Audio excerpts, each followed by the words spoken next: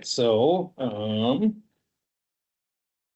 for the note keeper, this is the working session for the, public review draft of the College Hill zoning update. And it looks like we do a roll call.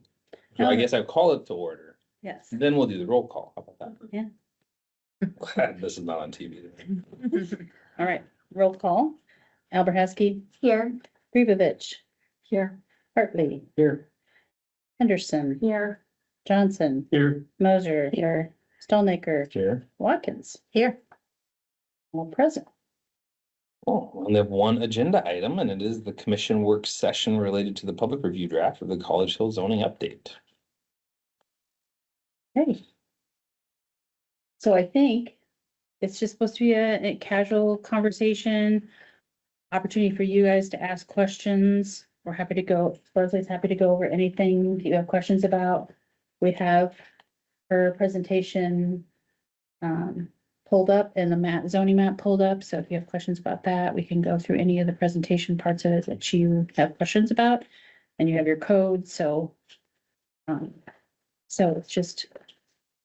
Can I try to find the presentation after our last meeting? Is it on the website now? Yes. Okay, maybe I was looking too early, so I have to go back. It's also anything that's on P and Z and council, the video is on that webpage too for P and Z. I just have to say that the work that you've done is so thorough and it's so clear. There is no guessing, and that's the part that I really appreciate. You don't have to try to read between the lines. It's very, it's spelled out. Thank you. So would you like me to just walk you through the code? Mhm. Just do a quick walk you through, and then if you guys have any questions as we're walking through it, then we can stop. Does that sound That's it. good? Sure. Sure. And unless somebody has like prepared questions or comments that. I mean, I have a bunch of prepared questions, but they're like little, like I'm just why? Yeah. Oh, why? So I don't know. Otherwise, okay, I mean, I wrote them out by page, so okay. I did the same thing. Yeah. Whatever's easiest. Great, okay, well, we can start and I can just kind of walk you through each one of the sections since everybody has it. And then if you want to stop me at any of the sections, Very good. Yeah, fine, we can share. so, on page one. Otherwise I remember them that way, but, so this is just introductory information. This purpose and intent section will be very important if we do decide to make revisions later on. The idea is that you're supposed to continue to follow the purpose and intent statements unless, of course, you're going to modify those. But those were pulled from the plan. So the idea is that, you know, any significant revision to the intent and purpose statements would sort of be going back to the planning process and figuring that out. But again, that is just in case there are text amendments or there are more sort of discretionary regulations where perhaps there's something that comes forward to you all that you need to make a decision like another building material. And you would look and decide whether or not you thought that these were, I don't know, adaptable and sustainable materials or high quality and match the sense of place of the area. And so you would use that intent statement for supporting your discretionary responses. There are not a lot of those that would occur though, because again, the big part of this code is to try to make it as objective as possible so that instead of going before, you know, doing a big review process and going in front of you all and the council, a lot of this could be administratively approved. So kind of moving forward, this on page 2, we're establishing a series of districts, and this is just sort of lining them out and again, giving a kind of an intent statement there.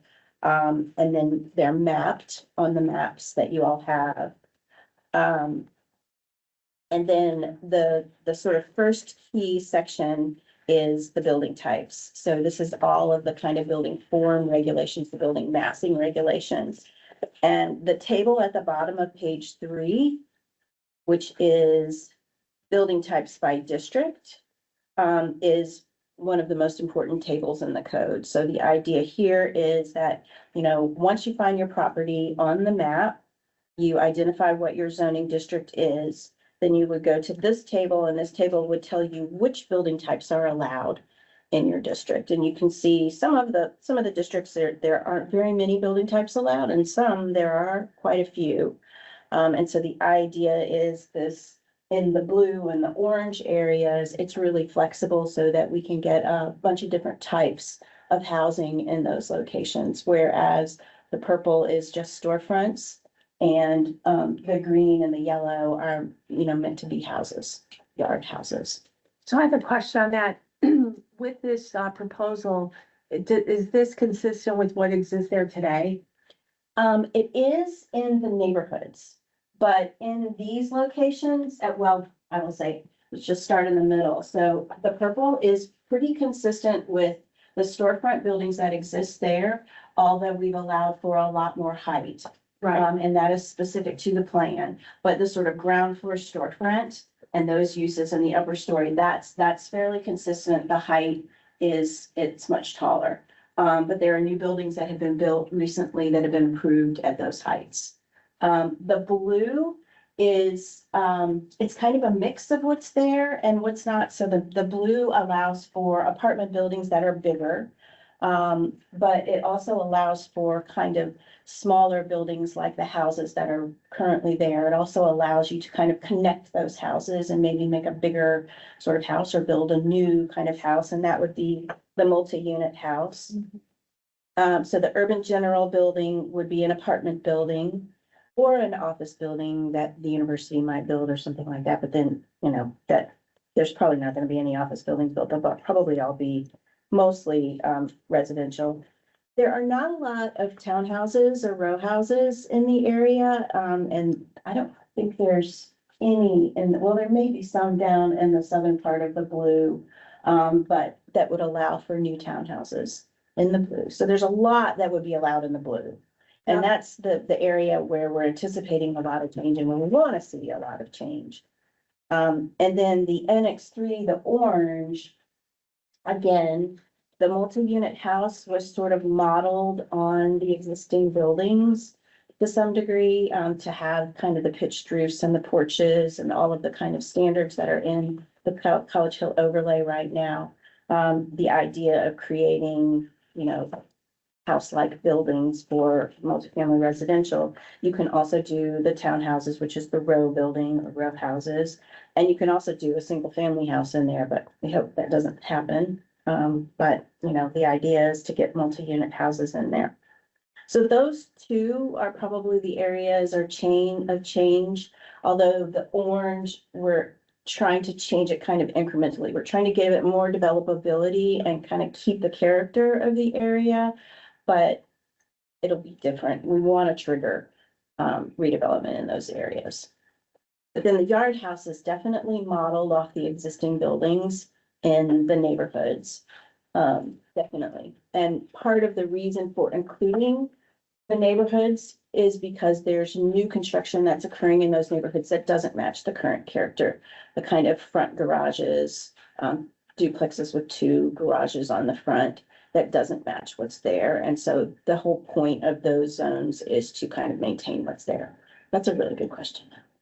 Yeah, and one of the goals with those areas is so that we don't have to bring every roof and every window through the planning and zoning, so that we'll have some standards in place.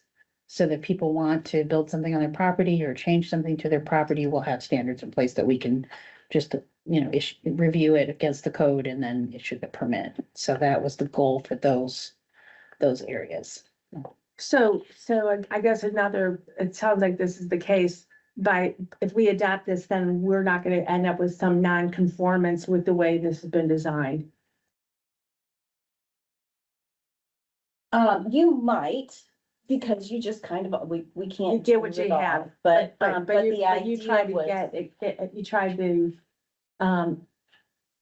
draft this in a way that accommodated what is, my word, grandfather in, but also it's also drafted, and that's came through the presentation. What do we want it to be and what do we want to encourage in these specific locations?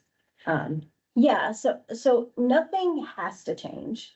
Everything that's there can continue as it Right. is. We're trying to kind of trigger change in some of the locations.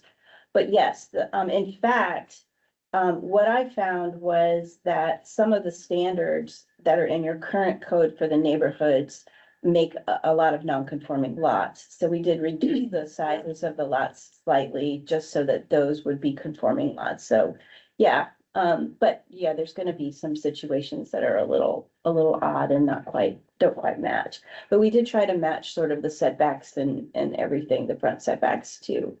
And just a kind of a general question, would you call it the overlay? What's it? The College Hill overlay. So during the presentation, I was like, that sounds like just a Band-Aid. Is that what's an overlay for? So you don't have to go through this process, so you pass an overlay to, Kind of, yeah. okay. Yeah, So- and this is literally the overlay. Okay, And it's got, Text and. it's just all text. It's got really good information and it was probably pretty forward thinking for its time. And so we did sort of follow but it's really strange, like how it was written, because there are shall statements, like you shall do, but it's like you shall do something that's really discretionary. Like you shall follow, So you know, there match the inconsistent character of the language area. within- yeah. got it. But then the shoulds were like super specific, so like you should have this percentage of transparency. How dated is that? In the 80? 90s, was it? I'm not sure. Okay. When that overlay was done, it's been modified. Late. Are there multiple overlays in the city? There are several, yeah. It's pretty common. Well, the downtown was an overlay. The downtown was an overlay until we adopted the new downtown. Okay, Yeah. so part of from a city standpoint is an approach to try to clean up some of the, well, there's been so much growth and maybe it was good enough when it was done. Modernize it and make it consistent and encourage a certain type of, in this case, what are the characteristics that we want to encourage? And then you took it to it. So I'm not from here, but I assume just from your presentation, a lot of how you drafted this was to incorporate what the goal of that whole area is, knowing the universities there and so have you gotten a lot of feedback from the public or from, there's a whole College Hill, So we're meeting with some stakeholders tomorrow okay, and we met, because you weren't on the commission, but we did the whole College Hill plan. So we have the vision plan in place and there was a whole public process to gather input for the vision plan. So this code is a piece to implement that plan. So we've already done sort of the big outreach to the community. What is our desires here? What's the character we want to preserve? Where do we want to preserve things? And where do we want things to transform? And so that's all in that vision plan. So if you look back and review the vision plan, and that's what Leslie did at the beginning of this project, she did a directions report. Yeah, so she took this and looked over the vision plan, and then she had a directions report, and she met with the council and presented what she thought, based on the plan, this is the direction we're taking the code. So, got it, Yeah. okay. That's helpful I mean, that gives a lot of because when I was sitting there thinking, well, what's an overlay and why are there non-conforming lots today? And so it's kind of a hodgepodge, so try and get some uniformity and consistency and forward thinking about what do we want it to be based upon the plan. Okay, sorry, didn't mean to hijack the meeting. No, for me. Before we move on, two questions kind of on the very beginning. So first of all, in page 1, it does talk for 26-201C existing buildings, and it references that existing buildings must be in compliance with 26-123. So is that like officially, because we don't have 26-123 in here, so is that officially just they're that's okay to do just whatever they had been doing? So no, there's a section in the zoning ordinance already that we created for this type of process for the downtown. So we Okay. use the same review process for this one. And so the little note there was just that we're gonna need to amend that section so that it includes the new districts in that section of the zoning ordinance. Okay. And then my other question just early on before we move past it, and would you mind canceling the comments box? Cause I was just curious, the buildings on Main Street. That basically come out, especially Searly Boulevard, we had that gas station or convenience store come up before us. And it was talked about how that's like, that roundabout is the gateway into the College Hill neighborhood, and I noticed it's not part of the College Hill piece, and so why were those buildings left out? Some are residential, some are commercial. That's a really good question. I think the council, when they decided to move forward with the zoning code, there were some on council that were a little nervous about a new code, but there was a feeling that we should focus in on the hill itself as a priority, and in the plan, those were character areas 1, 2, and 3, right? And then the surrounding residential neighborhoods. So I think this was a council direction to do this first, and then we can do other areas later, I think was the direction. So Leslie was hired, that was the scope of work. Cause the initial area of the College Hill is a lot broader, right? Well, it goes up to, so the downtown code comes to 18th Street along Main Street. And then the College Hill Vision Plan takes in from 18th Street South to Searly, basically. So you're right, we left out the Main Street corridor there.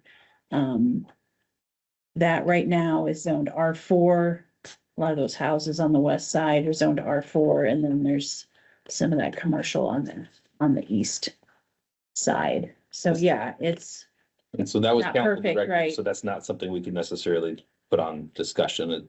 I mean, you can Yes. make a note that you think it's important that we, do something about that soon, and I mean, whatever you think about it. Yeah, it's just, I mean, especially the houses, they're, Main Street? Oh, Main Street was under construction too at the time. yeah, I mean, just like the houses on Main Street that back up and share an alley with the houses on Washington, I mean, they're the same.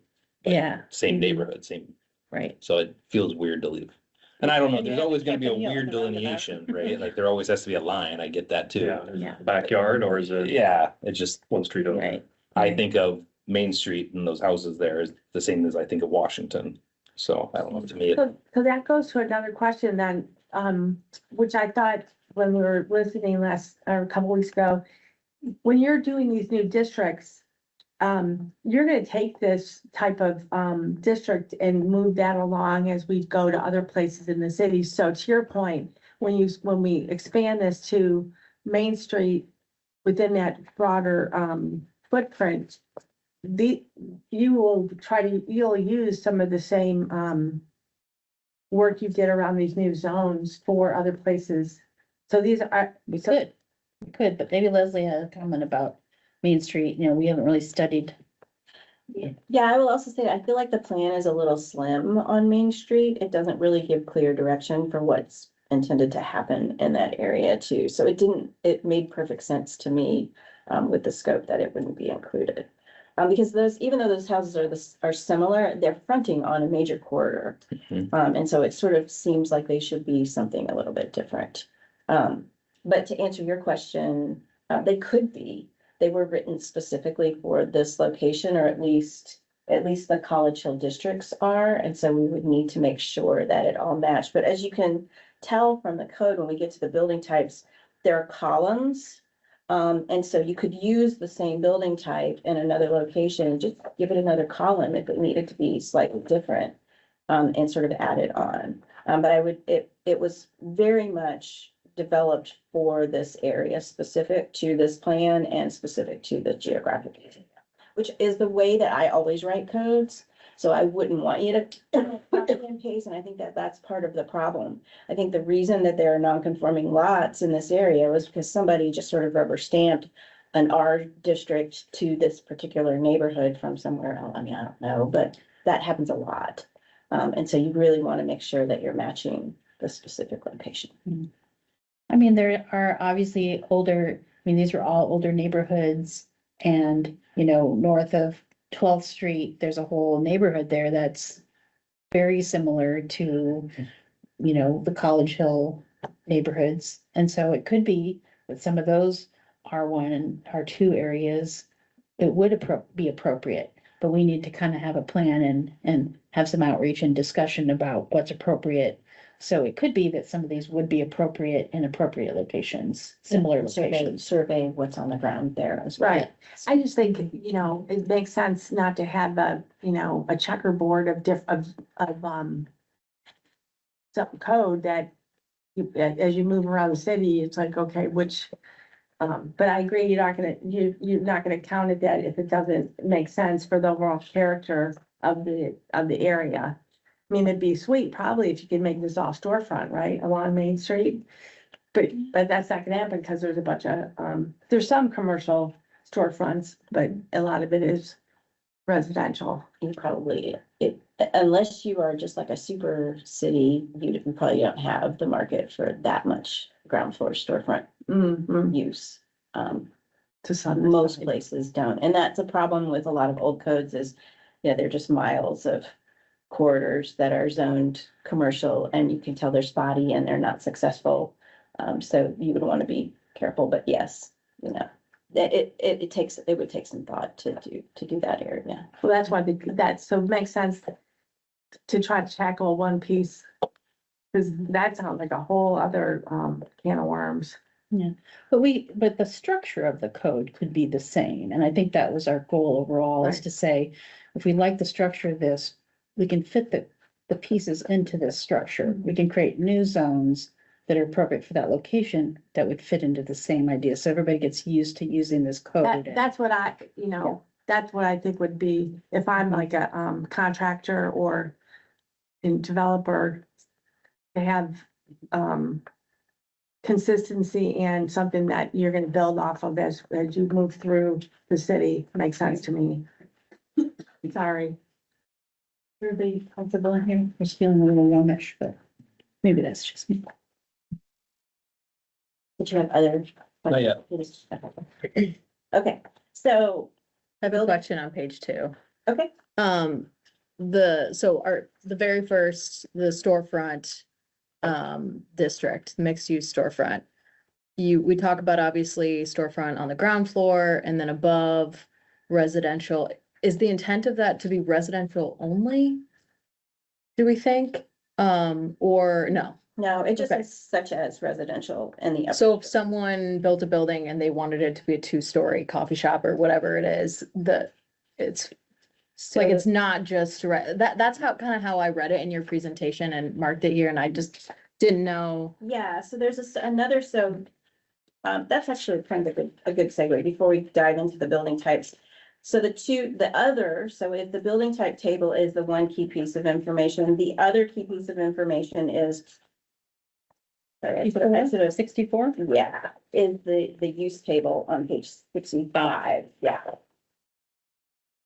And so this table, the building type table, tells you what your building form should be, and the use table tells you what uses are allowed within the building form. And you can see, there's a key at the bottom and the little bubble overhead.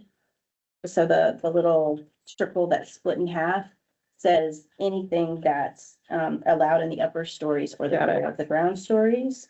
And so there are a whole bunch of other uses that could be in those upper stories. So you could have classrooms, you could have a church, you could have, types of living units. And the retail and the restaurant is just allowed by right in the building, but the storefronts standards say that it needs to be on the ground floor, that front area. So you couldn't have a 2-story retail space. There's something specific down here about that, though. There's something weird and then. It's just the ground floor is supposed to be retail. Yeah, there was something about this upper story. You could only do it in a certain situation. I don't remember exactly what. If they have an access off the street or something like that. I Oh, think the mezzanine with You have a flat- mezzanine or Oh, something like that. it's only on the. And I think floor. for downtown, because there's such historic buildings downtown, I think they were pretty strict. We don't want people tearing down the historic buildings on Main Street downtown. Whereas College Hill, maybe you've got some transformation there that could happen. So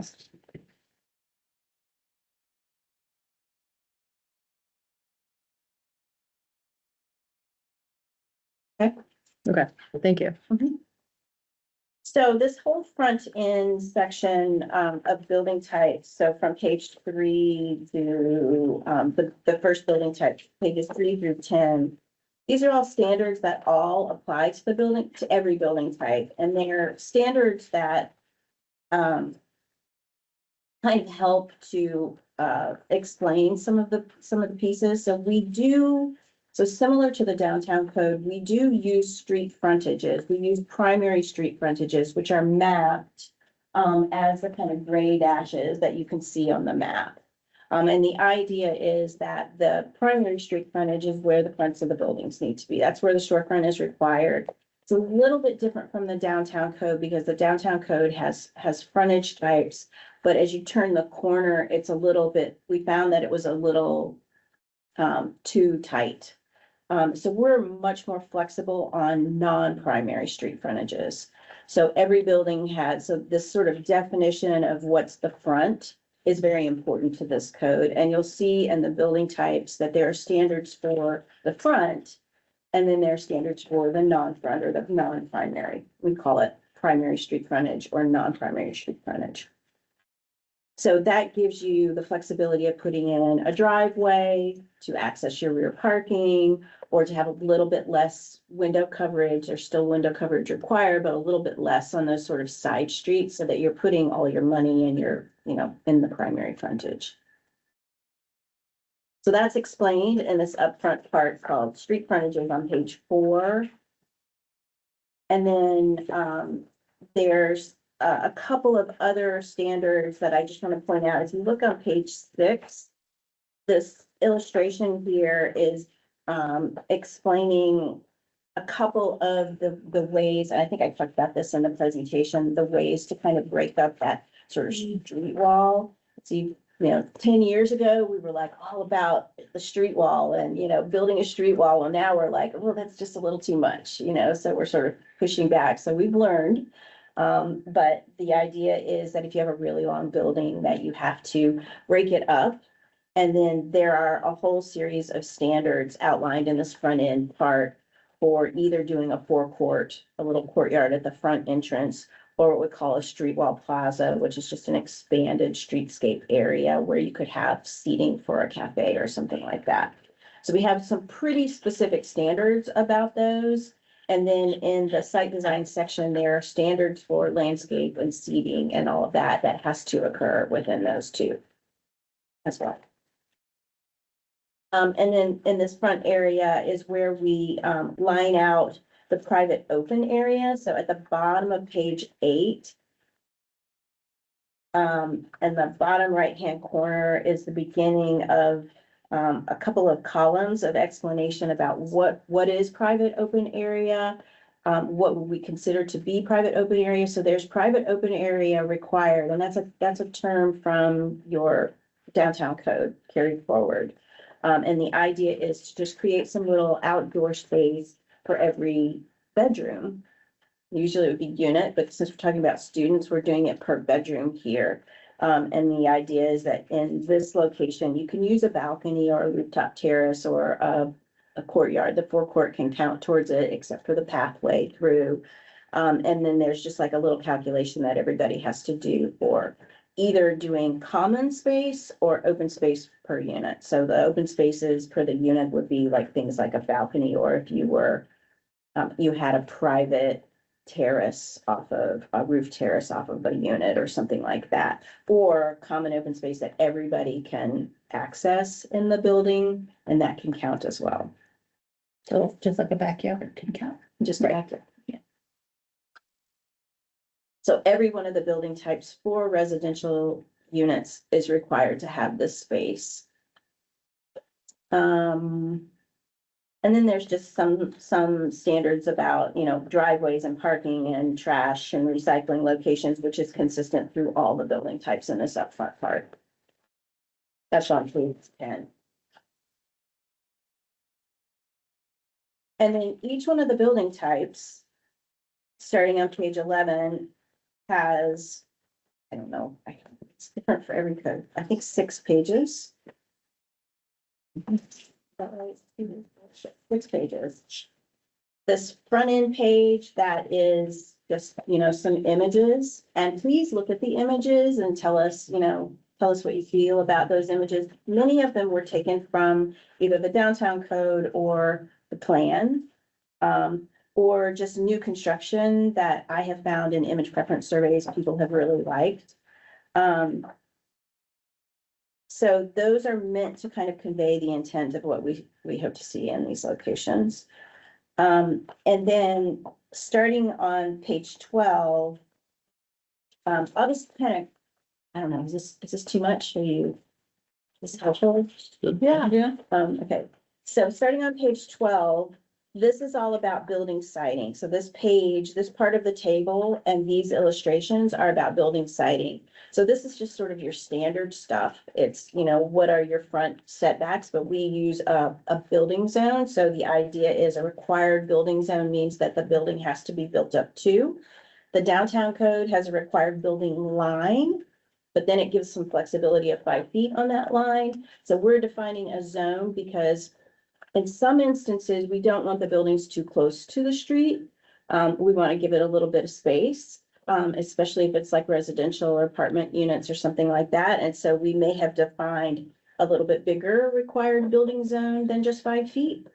And so you'll find that, for the storefront building, it's like 0 to 10 or something like that. And then as you get to the multi-unit house, it starts further in and then extends further back. So if they want to give a bigger front yard, they can.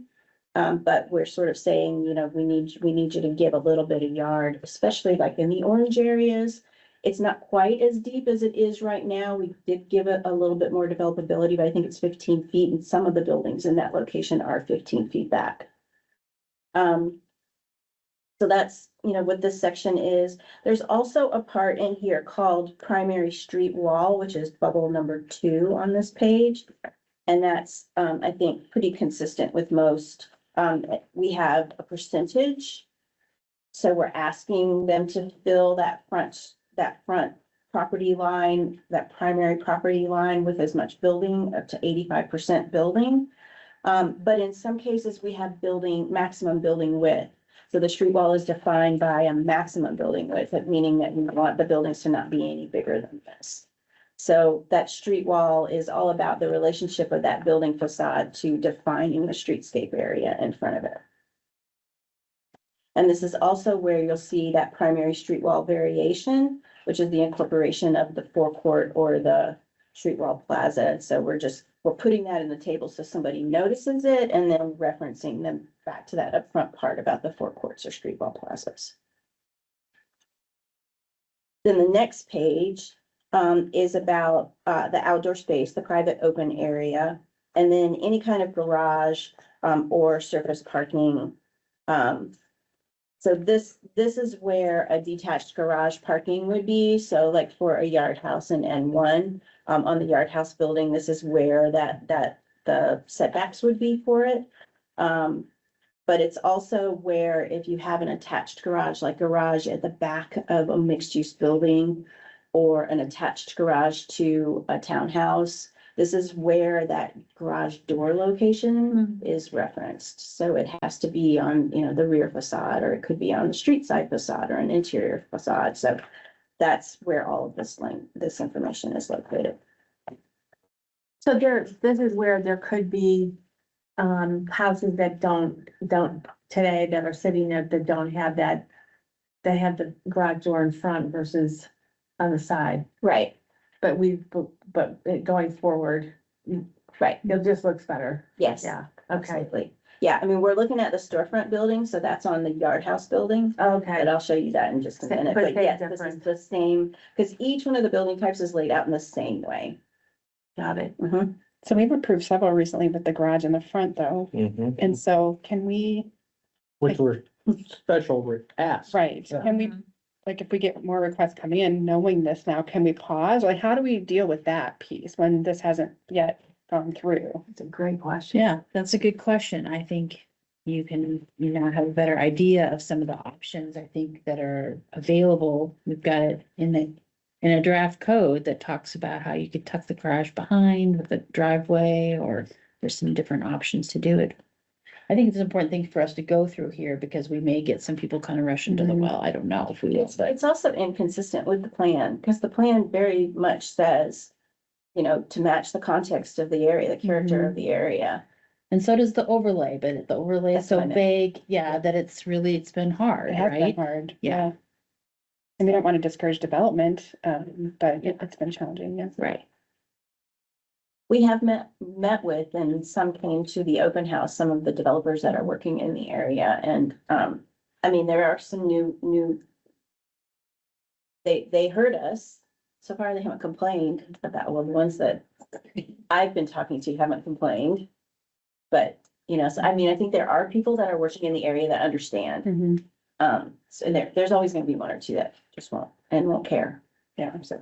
Does this cost more when you're making a building to locate the, Or driveway. Unless they have an alley, they don't have no driveway though. The alleys are. It's just more planning, probably, you know? Yeah, I think it's debatable about whether or not it's more Okay. expensive. I think if they have their standardized plan and they don't wanna pay an architect to redo it, then that might cost a little bit more. I mean, there's lots of different ways, but. You know, hopefully the idea is it's very clear, and so they won't come forward with it and have to go back and change it, too. So one of the things the council, and JD just gave a presentation to council about a pre-approved house plan project. And so council was interested in that, so we're gonna be kind of see if we can figure it out for the budget, and the council will be considering that. But the idea behind that is that we take some of these building types, either downtown or some of the things we talked about, and we hire an architect to design them, some things that bid on the lots in these neighborhoods and have them pre-approved. So a small developer or even a homeowner or somebody could come in, take that plan and it'll work and it's already pre-approved. So we're trying to help some of that infill to occur by having some of those pre-approved plans. Nice. I think it's also nice to remember that if it comes to P and Z, it's already gone through staff. There's been lots of people eyes on it and there's a reason that it's gotten to this far. It's not like they just started it and then came our way. And, you know, you guys have done a ton of work with whoever it is, the developer, contractor, owner, blah, blah, blah. And then that, if it's gotten to this point, because I mean, not to speak this, but if you don't want to go down this process, it's almost like last resort if we have to go against the code, because it just takes more time and effort and money and, you know, all that. So you guys do the bulk of the lifting and then, so hopefully this helps out you guys mostly, right? And then Yes. I mean, it helps everybody, but I think that's, so it doesn't have to get to this point where, yeah, we're seeing something that doesn't comply. Right. Yeah, good, very good point. So the next page, 14, in the same sort of 6 pages of a building type is all about height and roof type. And so this is where if there's a step back that's required, like we have on the top, fifth floor. Maybe you describe what a step back means. So if you look at the illustration at the top of the page, a step back means it's like a setback for the story, but we call it a step back, so it's not confusing. It's just, we have a 15-foot minimum requirement, and the idea is that if you're on the ground, if you're on the sidewalk and you're kind of looking up, then the building looks like it's this tall, and you don't necessarily see that unless you're a little bit further away. So it's a sort of angle that maybe from across the street, you might see the very tip of it, but you're not seeing the whole story, and it makes the building feel a little bit shorter, but it does get in additional units and additional developability for the developer. And the roof types are actually in the building design section. So if you sneak back to page, blah, I should have marked this. 71 is where building design starts, and it's back in, oh, actually, it's page 87. There's a little table, set tables for all of the different roof types and all of the standards for those roof types. So that's height and roof, and then the last page of the table is the facades. And you'll see it says primary and non-primary facades, and the idea here is that we're plugging in a base, just that ground floor base of the building. For a storefront building, it's required to be the shop front base, so it's required to have the storefront glass and an entrance, and all of those standards.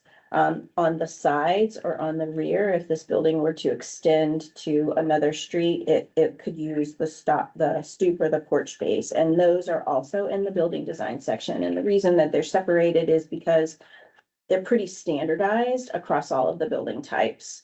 All of the standards for what makes a porch, what makes a stoop, and all of the, requirements. Like you guys have a requirement that the stoop has to have a canopy or a cover on it. Everybody doesn't have that, but we can plug that in on the base type. And then that base type just gets plugged into the bottom of the building. So that's probably the most important aspect of this page. But then the upper story windows, called fenestration, again, that's a carryover from your downtown code, a certain amount of glass on all of those facades. When you're envisioning a building, like a taller building like this, what goes into that suggestion? I'm like, are you looking at current occupancy rates of the current buildings, like in the Hill, and like how those are being filled? And are you looking at like planning ahead? I'm thinking about some of the data that we have in terms of what enrollment will be, and who's going to live in those, and how do we decide the right size for the types of buildings that we're putting in there? Some of it has to do with just what a developer is willing to build. And there's a certain amount of developability that they need in order for it to pencil out. And I find that 5 stories seems to be pretty standard for a mixed use building in most places.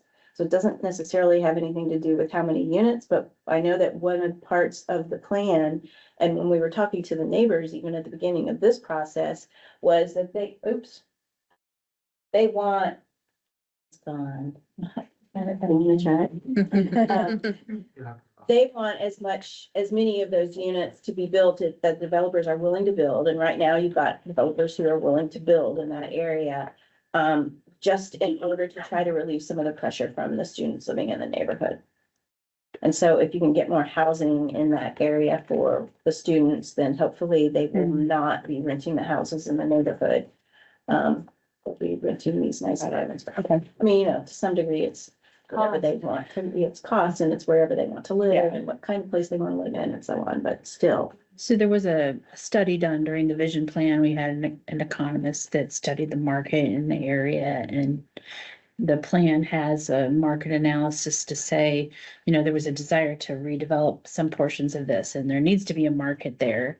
And one of the things that was, there needs to be enough developability that the code allows to, for somebody, because obviously these buildings are generating rent. And even though some people are like, well, those look like crappy buildings, they're generating some income for people. So you need to have enough developability to replace what you're getting now to make it worthwhile for somebody to tear it down and build something new. So we were trying to pay attention to allowing enough development potential to cause some transformation in the places we'd like transformation. And then other areas where we're trying to preserve the character, something a little different. Thank you. On page 12, there's that item number 3, the primary required building zone. So 0 to 10 feet. Can you give an example of where, like I'm envisioning the downtown? I mean, there's 0 setback the entire block. Can you give me an example of why someone would want to offset their setback their building 10 feet or?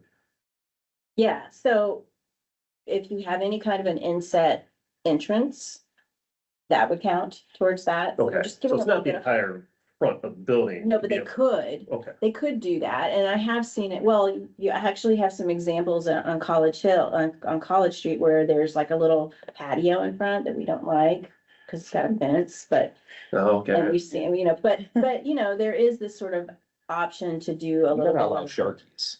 yes. But see, that's greater than 10 feet, right? So we want it to be related to the street wall that we're trying to create, but then also allow some of these streetscape plazas. So maybe you could have some more room for some outdoor seating for a cafe, but not too much that you're just gonna get, kind of a free for all there. Unless you do a forecourt for a street wall plaza, which allows for more of that flexibility in there. And this is just something, I mean, I've been writing these kinds of codes now for like 20 years. And what I have found is over the last 7 or so, is that more flexibility in that street wall is desirable. People don't want to have to always do that straight shot. They, most of the time, are gonna wanna do that because they're gonna get more space. Yeah, square Right. footage, yeah. Yeah, but if they want to do it, then, and that's why you'll see the side yards are deeper. And that's because, again, sometimes somebody wants to just build an outdoor seating area out there to the side, and so we're just trying to give a little bit more flexibility to that. There's a happy medium in there, I think, between the street wall and a giant setback with parking in front, right? It doesn't have to be one or the other, it can be something in between, and so we're giving a little bit more flexibility for that to be incorporated. Yeah, that's a good question, though. So the last page of the building type is this sort of supplemental regulations. And this is just a spot where, you know, it's just text, but it's a place where we can add illustrations or we can add additional explanation for something that's in a table. I have found that this is a place where lots of staff add regulations to building types when they, you know, so it could get kind of long. But, you know, this is a place to add information. And for example, the additional step back story is explained in more detail there so that it's clearer. And that is referenced in the table. That section is referenced in the table. So that's one set of building regulations. All of them are laid out in exactly the same way. So I'll just really quickly, we can just keep running through. So the urban general building, again, is the building type that would be used probably for apartment buildings without that ground floor storefront. And it has exactly the same layout. And you can kind of see some of the differences. It doesn't have as much of a street wall requirement. It maybe has a little bit deeper, well, the build to zone for that, or the required building zone is 10 feet to 25 feet, so we're requiring a little 10-foot. And just a reminder on the map, it's the dark blue. Oh, but for the Is most where part, that yeah, is allowed. that's where it would occur. Yes, that's pretty much, yeah. Yeah, and you can see at the top of the table, I don't know that I pointed this out, but at the top of the table, it says districts, and that shows you what district it's allowed in, GX3. Which is a little bit of, sometimes I mess up, and it should match what's in the building type table. And this CHNR4, it won't be there when moving forward. I didn't delete it. It's just a kind of a cheat to know that that's what your current code, that's pretty much, it's not a 1-to-1, but that's pretty much the zone that would be applied. And CHN is the College Hill neighborhood overlay. So a lot of those areas right now are zoned R4 or, you know. Yeah, and in fact, some locations that are maybe a little bit different from the plan, like this area to the north here is actually zoned R4. So even though the plan didn't call for that, we did maintain their same developability that they had with the R4. So little tweaks. Yeah. So you can see it also, it uses what's due for the porch space for the most part. That's mainly it's probably gonna mostly be its due base. But this particular building in that zone allows for a 25%, if you look at the use table, it allows for a little bit of the building to be retail or restaurant. So you could do like a cafe in the corner of this building, and then you would use the shop front base for it. So it allows for a little bit of that, but we are very consciously trying to make sure that the shop fronts are along College Street to kind of fill in College Street first. But you know, we'll see what the College Hill partnership says about that tomorrow. So that's kind of the main difference there. And then the next building type on page 23 is the row building, which is actually it's similar in how it relates to the street as the general building or the urban general building, but it is intended to be kind of vertically divided units, so townhouse units that are, you know, have a common wall that they share. So then you would end up with multiple entrances along the street. And if you look at page 25, you can kind of see there's sort of two ways that you could organize it, with the garages either internal tucked under the ground floor in the back, or a separate accessory garage, with a kind of a yard in between. So note that they would still have to provide the minimum open area. This is 100 square feet per unit, which is basically a 10 by 10 backyard, which they should have more than that. But they could also do a common area by combining it to the side.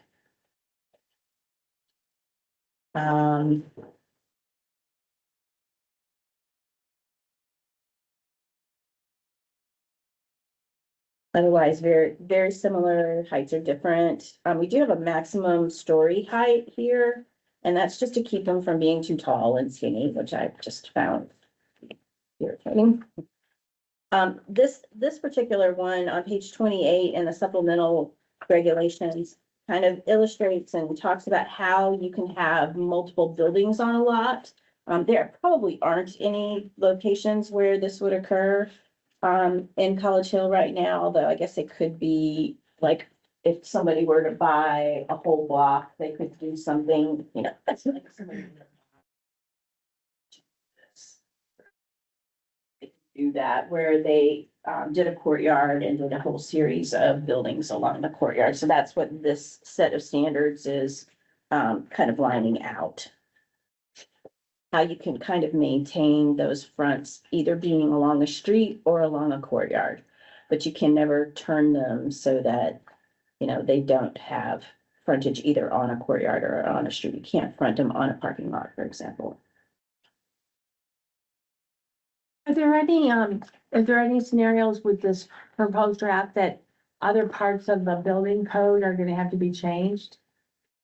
Or it aligns with what the current building codes are? The building code, yes, Mhm. we haven't touched that, and it should all work together. The building code would have standards that would rule over, I mean, any setbacks or anything like that. They would have, you know, material standards that might make the setback required to be bigger than what we say.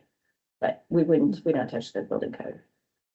Yeah, building codes are generally about how to design the interior of the building. Zoning codes Not about the how to place the location. building on the lot. And we Okay. have, you know, the building code's not gonna talk about design of the facade and all that stuff. It's just about. Like the porch and things like that, those are part of the building code, though? No, those are those are all from the zoning. Well, the design of the porch and that the- sort of thing. The steps and things, you know, The height. that they egress are. and all that would be the building materials for construction, for how close you are to another building. Those are the kinds of things that are in the building code. But this should all work. Should all integrate with it. Okay, so the next building type. You haven't had any, are they in the yard house? Is that where all the notes are? They're more on well, mostly, yeah, I was telling JD earlier, it's like, that's the part I just understand better, I think, this is a lot. But yeah, Yeah, well, it's more like the design standards, yeah. oh, okay, well, then Most of my let's quickly get through this. So the Same. multi-unit house is pretty, it's a pretty unique set of standards, and you can kind of see, if you look at page 33, if you look at the elevation, you can see what we're trying to do here is maintain, you're allowed to do a longer building, but you have to break it up into segments to kind of match the existing houses to make it, a little bit more in scale with the existing. So the photos on page 29 kind of illustrate that pretty well. Yeah. You know, you can see how those modules are kind of match kind of the character and the rhythm of the street, right? Of the buildings along the street. And yeah, there are no supplemental regulations. That's the multi-unit house. And I feel like I've talked about it a lot too, just in terms of the setback. And then the yard house is the neighborhoods. So this is just the standard house for all of the different neighborhoods and or for the two areas of the neighborhoods. And as I said, we did tweak the lot widths and lot sizes a little bit to match more what's on the ground, but they're pretty close. And I did sort of maintain similar standards. We did add standards for the garage, so this is where the garage standards would be on page 37. We did also add the private open area, I think standards here, and the reason for doing that was to aim to maintain those kind of backyards. I actually did have a question on that for 7 there on Mhm. page 37, that has to have 20% of lot area, but front yard lots won't count. Like a large front yard does not count towards that minimum, correct? Right. And are there certain areas like houses where they just happen to be set really back far on the lot, they don't have a large backyard? There's like one or two, there's Yeah. not very many in the neighborhood that I Yeah. found. We did allow them to use the side yards as a minor adjustment in the N2. And then we did allow for multiple yards in the N1. So the N1 is the light yellow neighborhood, which is kind of more those sort of ranch houses, and they don't have really deep backyards. Sometimes they have bigger side yards. So we did allow for more flexibility there. But there are not a lot of those kind of really far back. I don't find. Yeah, probably not in this area. So, but I'm just curious, why do we value a large backyard compared to a large front yard? So my experience has been that one of the biggest sort of changes, I mean, aside from how the houses, like garage location on the fronts of houses, is people building their houses back to where they're looking into people's rear yards. And so having some kind of maintenance of that rear yard area through the block, I have found to be important. And I've worked in several codes where that was happening. People were, they loosened up the code and allowed for people to build bigger houses. And, basically moved the yard to the side or something like that, or not had a yard at all. And so that just seems like one of the things that you would want to maintain. I mean, the character along the street is really important to all of us because maybe for me that doesn't live there, I want to see it all, matching nicely and working well together. But for those that are using it, it seems like that's a really important character of the neighborhood is those rear yards. I mean, we're trying to base it on the character of the existing neighborhoods, right? And so it could be that you have, some cities might have a particular neighborhood where all the houses are set back with big yards. And so maybe you'd write the code to make sure that that character was preserved. The character here in College Hill is the houses are, pretty much lined up along the street. A lot of zoning codes have like averaging the front yards so that make sure that we're not having things that are going like this along the street that can really interrupt the character of the street. We haven't. No, but we have got standards here now that say where the building zone right is. Yes. Yes. Yeah. But I count maybe like 3 or 4 houses that are pushed really far back. And there's always that one that was the farmhouse that sold the land around it or something like that. It seems like all neighborhoods have that. Yeah. But I don't find that here. So if I'm wrong, let us know. And then if it's, 1 or 2 off, then, that's a variance because it's a unique situation for that. Okay. General zoning is about what happens going forward. Yeah.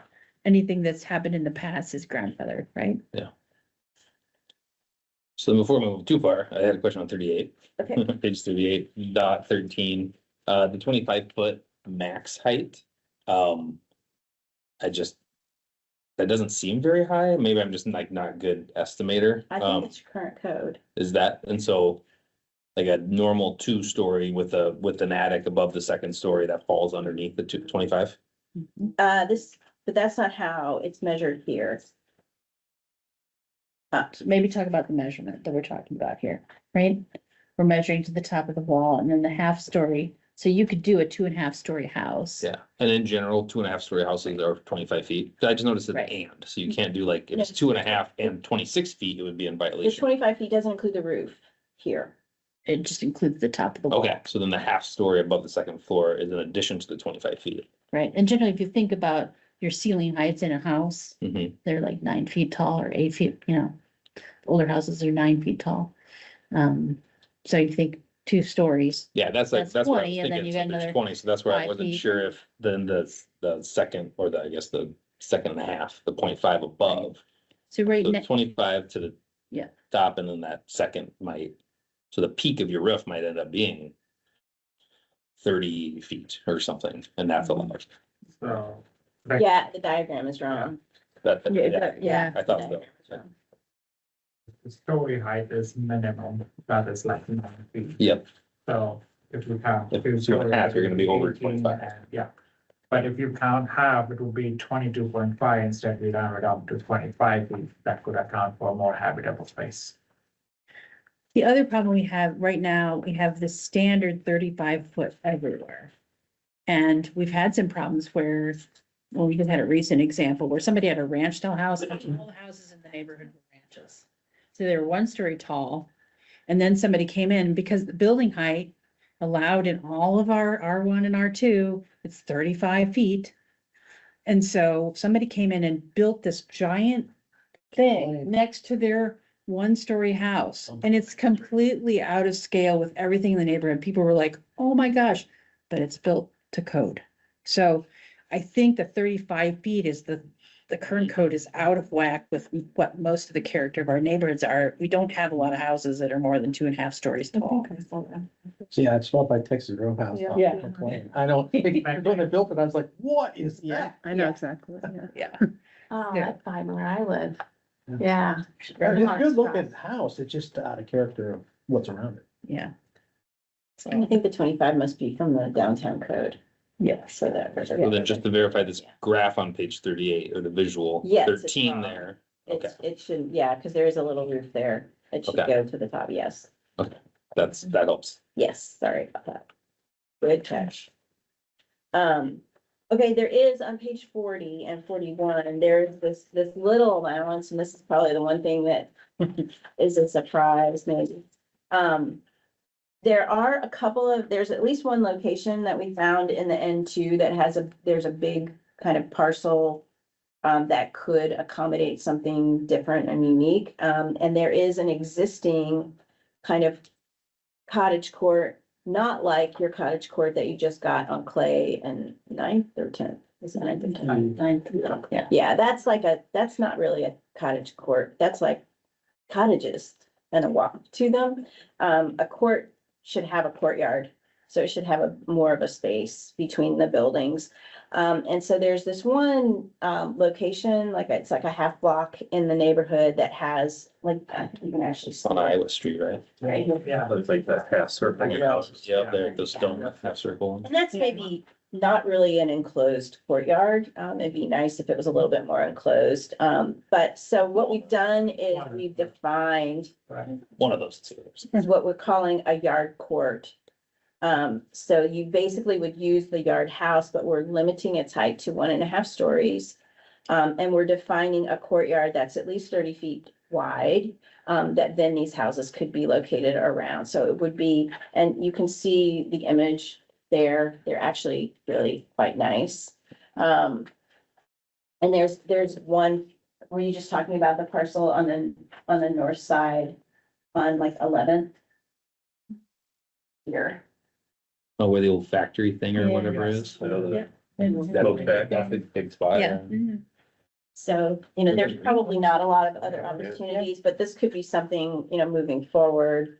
And it's also possible that this could be developed because the yard house is allowed in all of the zones of C. In the beginning, on page 36 at the top, I'm looking, it says multiple buildings on a lot. So I didn't allow it in the N1, but I allowed it in the GX3, the NX3, and the N2. So it's in the navy blue, the orange, and the kind of olive colored areas. There's probably not a lot of places. There's only that one place in the olive colored areas, but it could be developed in, the other two locations. It's not very dense. Yeah, and then this is one of those examples that we weren't happy with necessarily with the result of the cottage court downtown, so it could be that when we go to look at the downtown code and we want to amend it a little bit, we might adjust some of those standards, so we get a little bit more of a garden in the middle, which is the intent of that. Instead of just the walkway that, And I'm not trying to denigrate what's there and if people bought those cottages, but it wasn't kind of. The image that you have here, the photo underneath here was kind of what we were trying to go for downtown and we didn't get it quite right. Yeah. Yeah. Although the design of the buildings is nice, it Yeah. just needs a little bit more space between it. Yeah. Sorry, but before we move on page 41, and just because this is gonna be a guide for developers later on, to me, it just seems like some of the measurements over back on page 40 don't necessarily mix up. Hmm. If you have a minimum lot width of 100 feet, so I'm gonna pretend this diagram is 100 feet, then the garden court size has a minimum of 30 feet wide. So it basically has to be a third of the width, Right. correct? Mhm. Okay. So Yeah, maybe this I'm is just getting caught up in bigger. the visual. It looks like it's much smaller than a third if I were to measure it out. So I don't know if that matters in these kind of things. Or if a developer would just be like, okay, I could just do the math myself, but Well, they should, but I think in terms of minimum sizes, it meets all the minimum sizes. It's just that it's bigger than 100 feet and 100 feet. One of the things that we did discuss allowing, and I can't remember whether we ended up doing it, was that you could do a half of one. I don't know that we did. Yeah. We talked about it, but. and so there's no maximum on lot requirements for this. It just has the maximum number of yard houses. Right. So it would end up, you get a maximum just by doing the math of each individual size. And you can, the maximum number of cottages is 6, so Mhm. that's gonna control it. Square feet. And else you can only do 1 per block, so you're not gonna just get Thank you. a giant. Giant yard house. Mhm. What they're called.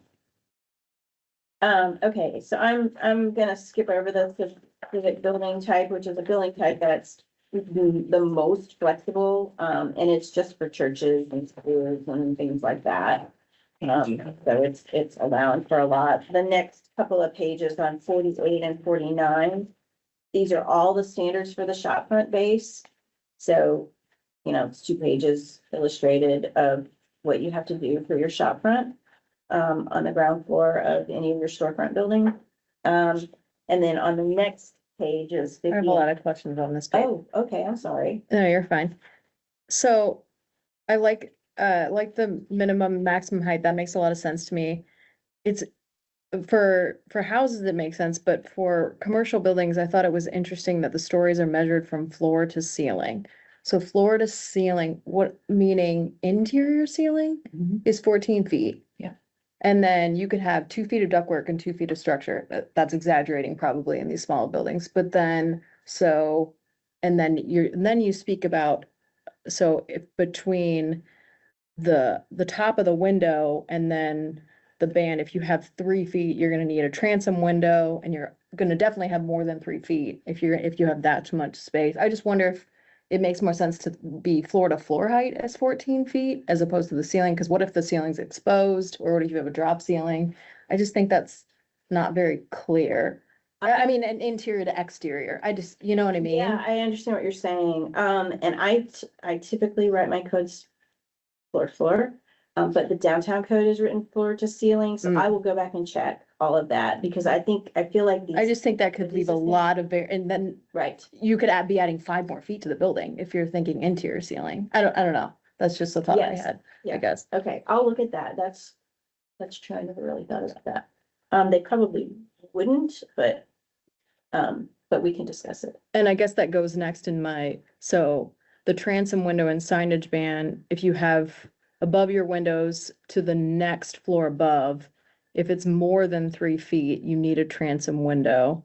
I just don't see how you would always have more than 3 feet, because like I said, you need structure, you need mechanical system. I mean, I'm cool with the transom window. It just, Right, no, I hear what You you're know what I saying. mean? No, I totally hear what you're saying. And like I said, I would normally, it's usually 15 feet is like the Yeah. side from floor to floor. yeah, So that you can get all of your mechanicals in Mhm. that 15 feet. So I'll It go just- back, I'll go back and see how they did it in the downtown. Okay. Because I was trying to part of it is I'm trying to match the downtown code so that we're Got it. consistent. sure. But something may have gotten lost in the translation. So Yeah. I'll go back and look at that. So thank you for pointing that out. That's really good. And then the minimum of one or entrances per every 60 feet. What drives that? Because if you have one occupant that's, I don't know, I'm just curious about that. I've seen that in other building codes too. So 25 to 30 feet is sort of the original historic, like storefront.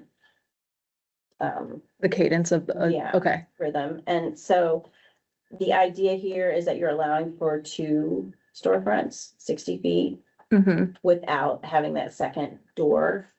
But otherwise, the goal is to have as many doors as Got possible, it. because you really don't want those. You sort of don't want- Big got it. occupants Okay. without having some other, because you're trying to get kind of people moving in and out, especially in the storefront areas. mm-hmm, okay. They don't have to do that on the non-primary street, only on the primary street. Sure, got it. Okay, and then when you talk about, I guess I missed this part, the shop front base turning the corner for 30 feet.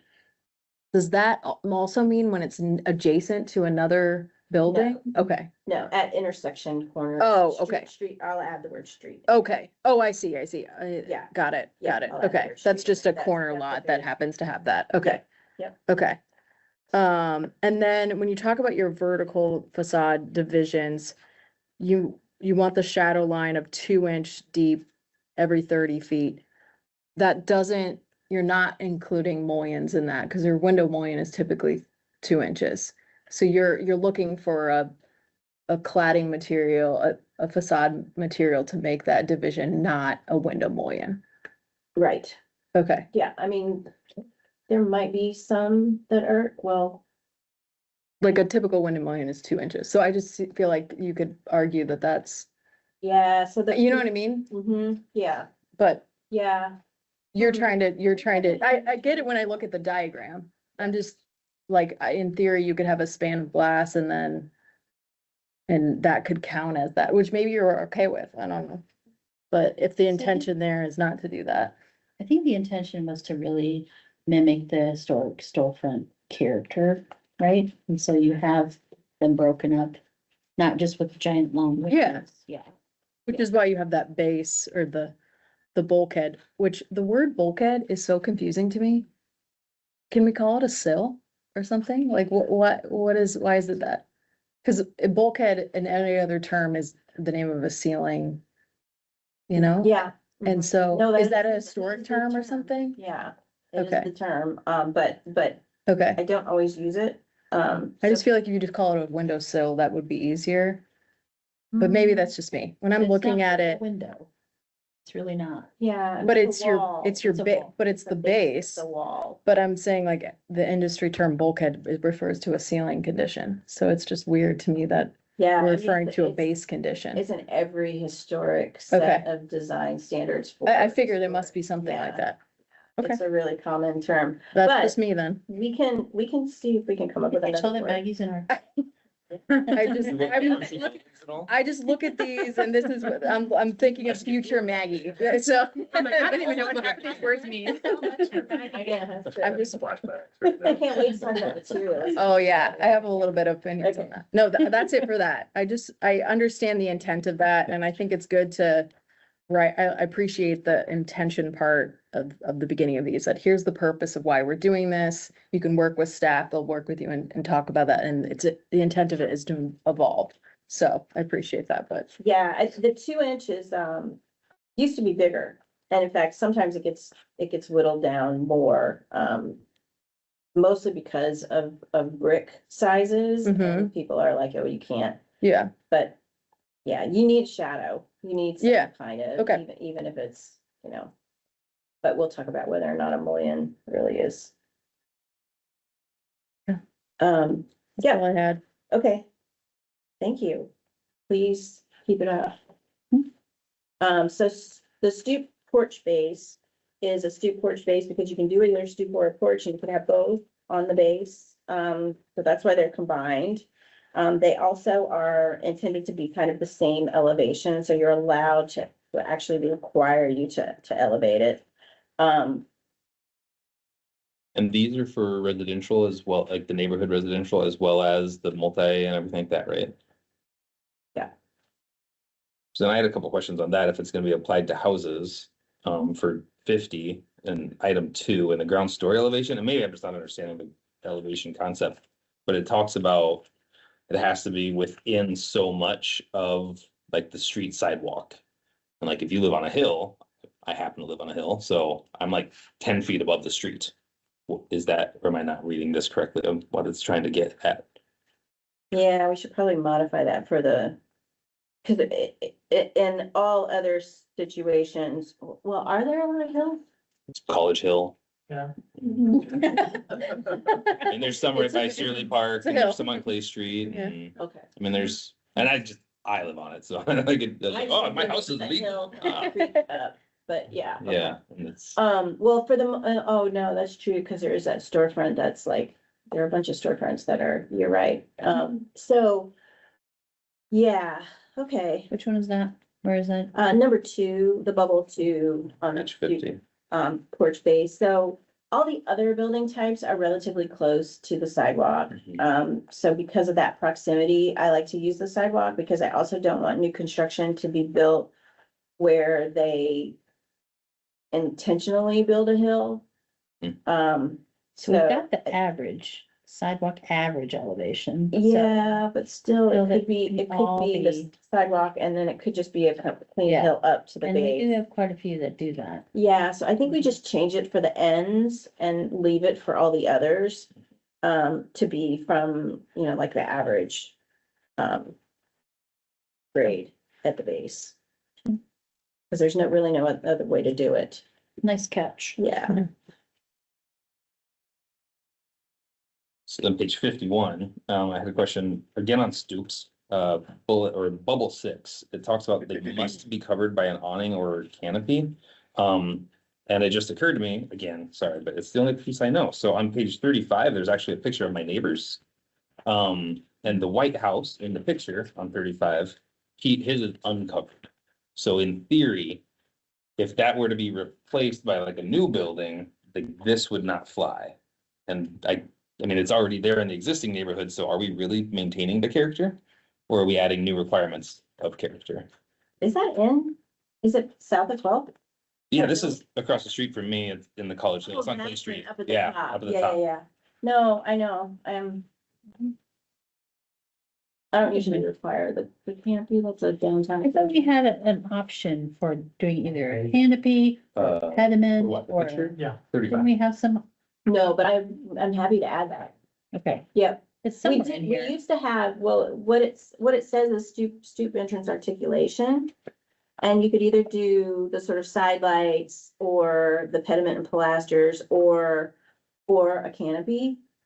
But I think the Actually- downtown code requires a covered stoop, and so we said we're gonna require the canopy, but then you have to do one of those articulations. And I actually had a lot of questions on the articulations from a neighborhood house standpoint. These seem like very, the side lights have to be a minimum 12 inches wide, minimum 18 with transom windows, a minimum 18 inches. Detailed, I don't see a lot of the houses in that neighborhood don't have all that built up articulation right next to their front door. Some of them are just fairly simple, just front door with a couple steps. Yeah, well, that's part of the problem with some of the new construction that's happening is there isn't any Oh, articulation. yeah, I'm saying the old part of town, like the old construction. Yeah, so I will say that I pay a lot of attention to entrances all over the place, and I have found this to be pretty good in most situations. So what I'll do is I'll just take another look at all the entrances and see if there are any other options. But there are other articulations similar in prominence may be approved by the zoning administrator. So there's an out for the zoning administrator to approve it. But what we're trying to get at is there's so many houses there that not new construction, but the newer stuff, and especially in the NX3, where it's like a door and a wall, and there's like barely even any trim around Yeah, it. NX3, I see it, Yeah. but there's a lot of them, NX or N2 that Well, I think I think. the idea with the neighborhoods is we want to have some sort of entranceway features, because a lot of the homes have something there, right? But people are building, I think what we're trying to do is prevent the worst thing from happening, because most people want some sort of prominent entrance of some type. there's some sort of feature that distinguishes the entranceway. But if you have somebody just building for, student housing, maybe they're not thinking, they're not quite as discerning about what they're gonna build, and they're gonna build something without, that matches. But I guess to go back, you did say like there's that C item on there, so other articulations similar in prominence approved by the zoning administrator, so that allows for like. That like, okay, this does look pretty They don't nice, have to you're come to fine, you you guys don't have to have to get something everything. approved. Okay, Yeah. all right, that makes sense. But again, both of those houses on page 35 would meet that with the pilaster. They don't need it as written with that, with the canopy required, but they would need that. Then the blue one has a canopy. Mhm. The other two are porches. This one has this bottom one, I thought that was the one that you were talking about, the duplex at the bottom, has this little detail at the Yeah. top. So I feel like pretty much Like the every, administrator would say, okay, that's. yeah, yeah. But if you find examples, note the address or. Well, this one, I was sitting on my couch when I was reviewing and I look over at his house. I actually reference him later when we talk about shutters, by the way. Yeah, I'm sure that's gonna get a lot. Yeah. And before we move on, sorry, I'm all up on the porches. On page 52, then. Under the balustrade and railing, Mhm. I think it's saying that it has to include two rails or balusters mounted above porch floor. And One I at have the top one. and one at the bottom, one on top, one on the bottom. the railings, So not on both sides of Horizontal the, rail. horizontal railings. okay, So we don't want you to have, sometimes they just have the top railing and then you just attach the spindles right to the porch. And it just. that's what that means. Yeah. Oh, okay. Yeah, so we Thank you. want it to be an actual. I thought it was saying you had to have the handrail on both sides of the Oh, steps. no. No, Yeah, so I No. just don't understand the terms. Perfect. I'm good. No more porch questions, I promise. yeah, and the porch, again, is because there've been so many poor quality porch in that area, and so just, building it out. Okay, so this next section, measurements, how long are we here for? However long we wanna meet. How long are we here for? Getting through it. Okay. So, Good discussion, good job. it is wonderful, yeah. So I'm gonna skip measurements and definitions. Know that they're there, between pages 53 to 62. 63. So page 64 is uses. We already talked about the use table. Just pay attention to the key. And you'll see at the bottom of the key, the little vertical divided bubble is that 25%, and you'll notice it's only used in a couple of places. It's in GX3, the GX3 zones, the zoning districts are across the top. And it's for all of the kind of retail and eating and drinking establishments. So retail sales, eating and drinking establishments, and amusement and recreation. I think we meant to have the amusement and recreation be a full, but we can talk about that. Are you Because we already have a limitation on the size, right? Yeah, because these would be the theaters. So they need to have the full floor if they're gonna do the theater. Yeah, but I don't think you want those in that location, And the, GX3. Oh, well, I'll just go and we can talk about it. okay, Quick question just on definitions on 65 there. Mhm. Education facilities, general versus specialized. I noticed general is allowed in the ends and specialized is not. What's the definition of the two? What's a general education versus a specialized education? oh, I can answer that. General is like our school district, elementary. Yeah. Junior high school. Specialized is like a dance school or So, it's a specialized, martial arts studio or some sort of specialized education that's not, compulsory, Regular curriculum. elementary, junior high school. Okay. Those are defined in the code already. Mhm. We have a whole section on these categories are in this. So if you have questions about what these mean, there's a whole section that says exactly what we mean by that in the code. That was adopted when we did the downtown code.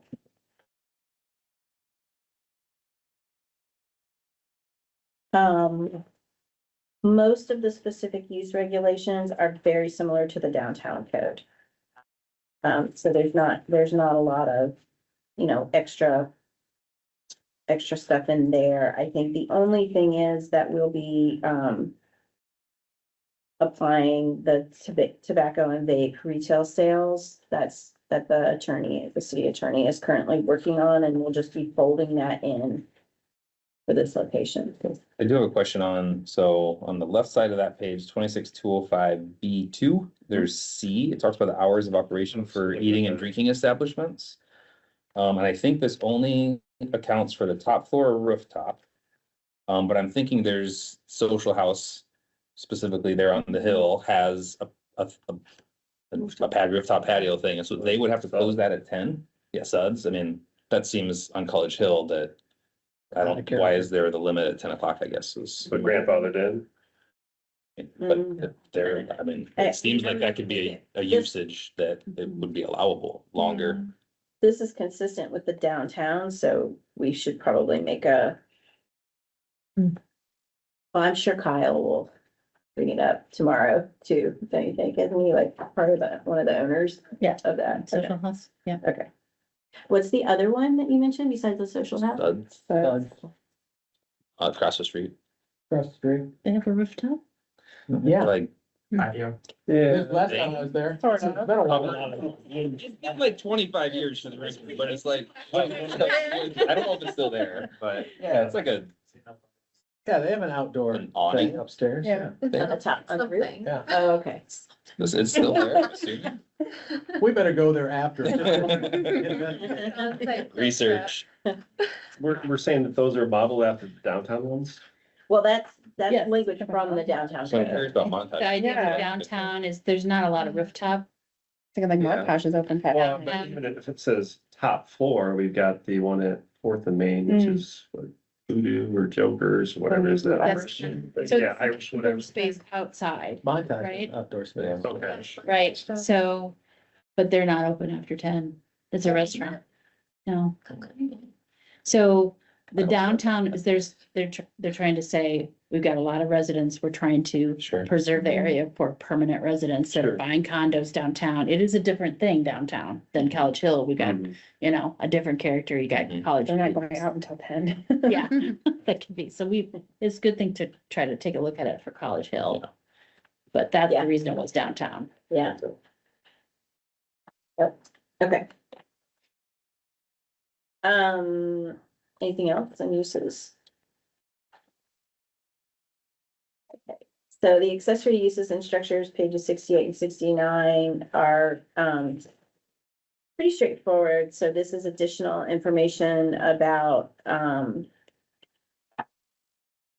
detached accessory buildings, in terms of yard coverage. These are sort of general requirements for all accessory structures in the first column, and then specific to accessory buildings in the second and third columns. And then breezeways were specifically requested, by the neighbors, I guess. So we've added something in there to allow that. So one of the problems that we've had is people have a detached garage and they're putting there, but they don't want to go outside, they're bringing their groceries in. They want to have a breezeway. Well, the way the code is set up currently, as soon as you attach it to the house, then it becomes part of the principal structure, and then they can't do the rear yard. So it's been kind of this clunky thing where we want to be able to allow breezeways, because it's nice for somebody to be able to not have to go outside. I had a question back on, so it's on page 69 there, G, materials, and we're talking about accessory buildings, and that would include like a backyard, just little like shed thing, right? To store your tools in and your lawnmower and such. And it says that it has to have the same materials as the principal building. Against the. Do I have that? state instead. Right, We talked. Which one are you looking That's at? because that's, that was for, that's for ADUs. Yeah, well, this, I feel like this comes back from, it's talking about it's not ADUs, so this is about accessory buildings, which I think it talked about the little, you know, yeah, like tool sheds and stuff, right? Would that be? So included? JD can answer that question. That's in our current code. So except for ADU. Yeah. I think would say all accessory building must be clad and roofed in the same material. Yeah. So. So like those shed kits Lowe's sell, or You can't do, no. You'd have to have the same siding, same shingles as your house. I mean, we give some flexibility to that if it's generally, I mean, like for the overlay. I don't know how specific we're being here, but it just has to keep the same character as the principal house. The idea is not, Yeah, well, we also divided up into, accessory buildings that are less than hundred and 20 square feet. And ones that are more than that. And so we could define something specific. Specific to those smaller buildings. I don't know, what, it depends on what you wanna go That's a to. good option, because I think what you're saying is. Right. You go to Menards and buy the kit. yeah, it's But not I gonna can't be do the exciting. kit Yeah. because it doesn't match. But most of But that's those are less, usually a smaller one. Yeah, like and I would understand a big thing, I get, but like Yeah. if it's a little 6x8 little Yeah. backyard shed, it seems to me like. Right. it well, should then not it have would that be exempt requirement. from it, cause it's less than hundred and twenty square. So it's less than 120 feet, it's exempt from that rule. Okay. And in fact, it doesn't even have footings or anything else, Okay. Thank you. but we'll just make sure that that's the case. Yeah. Written in.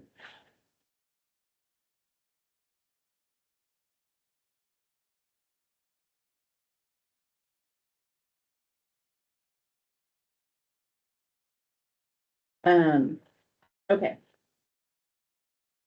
I'm gonna move on to building design. So. The building design section is on page 71, and this applies to all of the building types. Unless otherwise stated, but for the most part,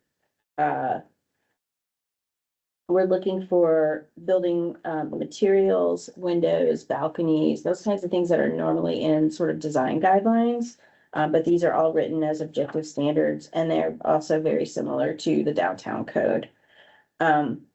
The first section is facade materials, and these are probably the kinds of things that you all will see the most of in terms of requests for flexibility.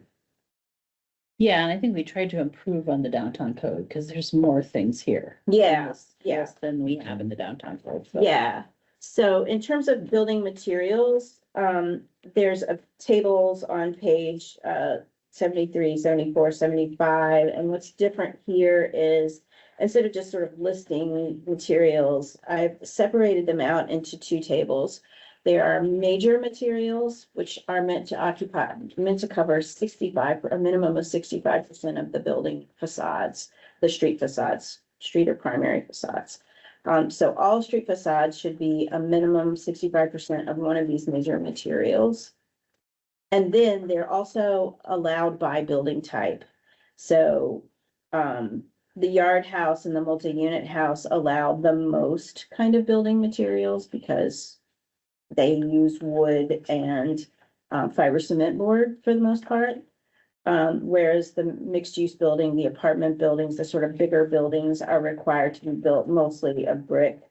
Stone stucco, so they're mostly gonna be brick, or concrete masonry units, but these CMUs are a higher quality kind of architectural. They're meant to look like a real material, not just like block or colored block or rusticated block or something like that. They're meant to be higher quality.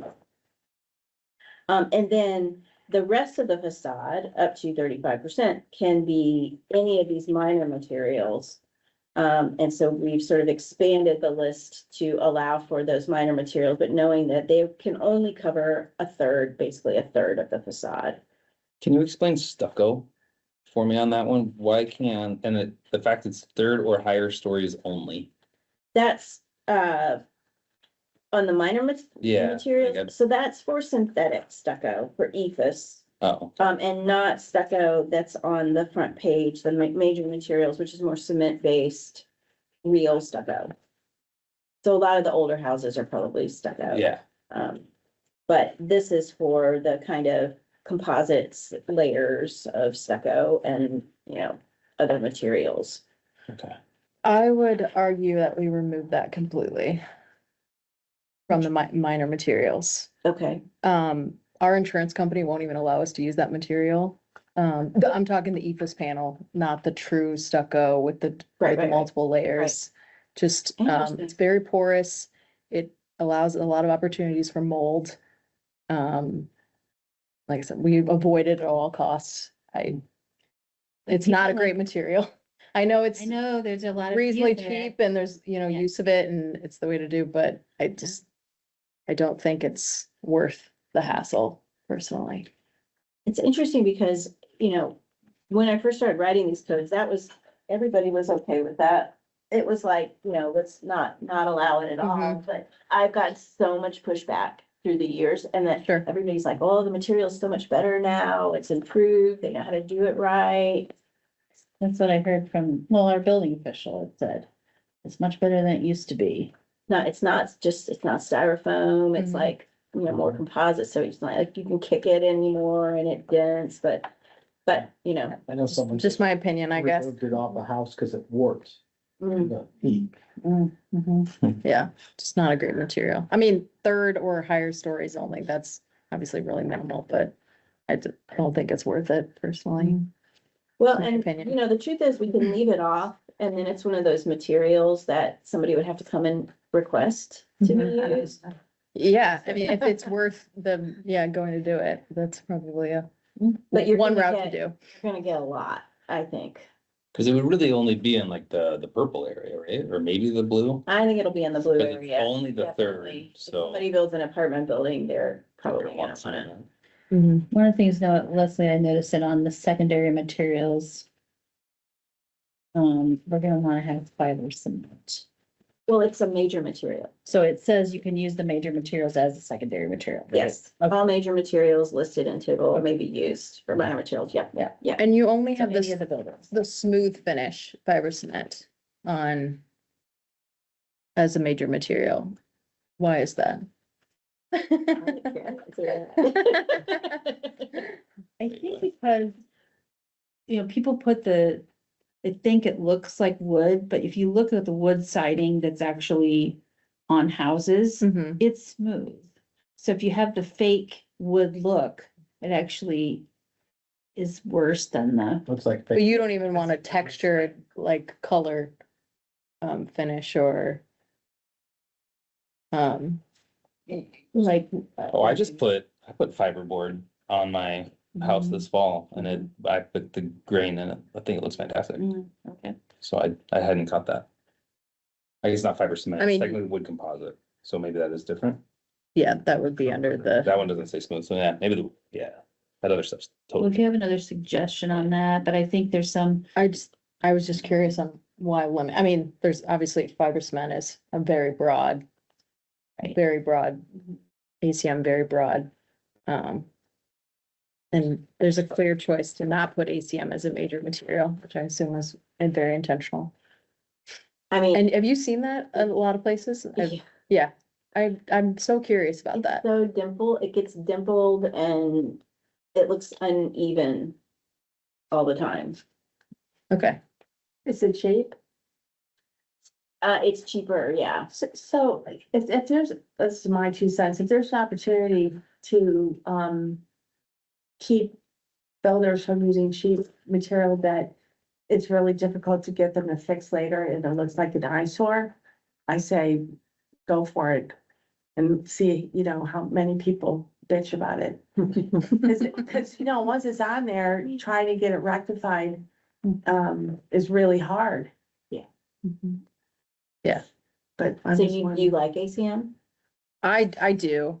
I mean, I think there's lots of different ways to do it. I think, and it can be very expensive. But I also understand looking at this, it looks to me that we're really trying to push masonry, which is very typical for this area, for many design ordinances. So I understand where you're coming from that. As the secondary material, I think that's okay. I don't know. I guess I think fiber cement and metal panel are very similar. I did allow ACM as a minor material. Yeah, Okay, just not 60, so it can be a third of the facade. yeah, Oh, sometimes I put it on the prohibited list, so that's why I was.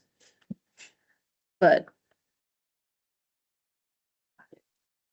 I guess I would just, yeah, I'm fine with that. I was just curious of That's right. the speaking, I know. all that. I think the intention of this is that you're really trying to get masonry or a masonry look in this area, so, Well, except for on the multi-unit house or the yard houses. Right. And that. Can be- correct. Yep. Correct, yeah.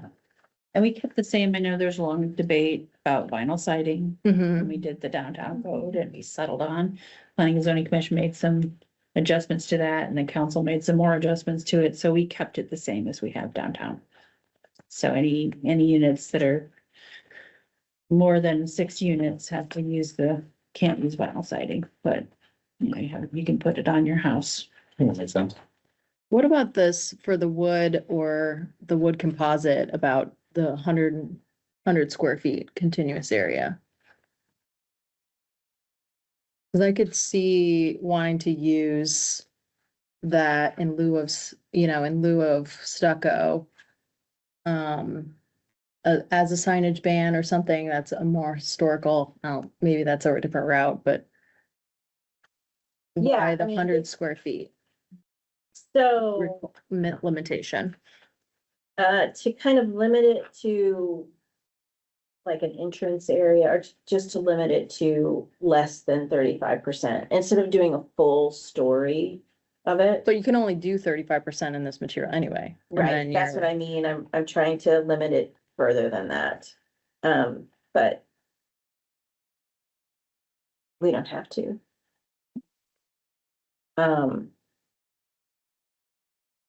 I was just curious on why you chose those two materials to do that.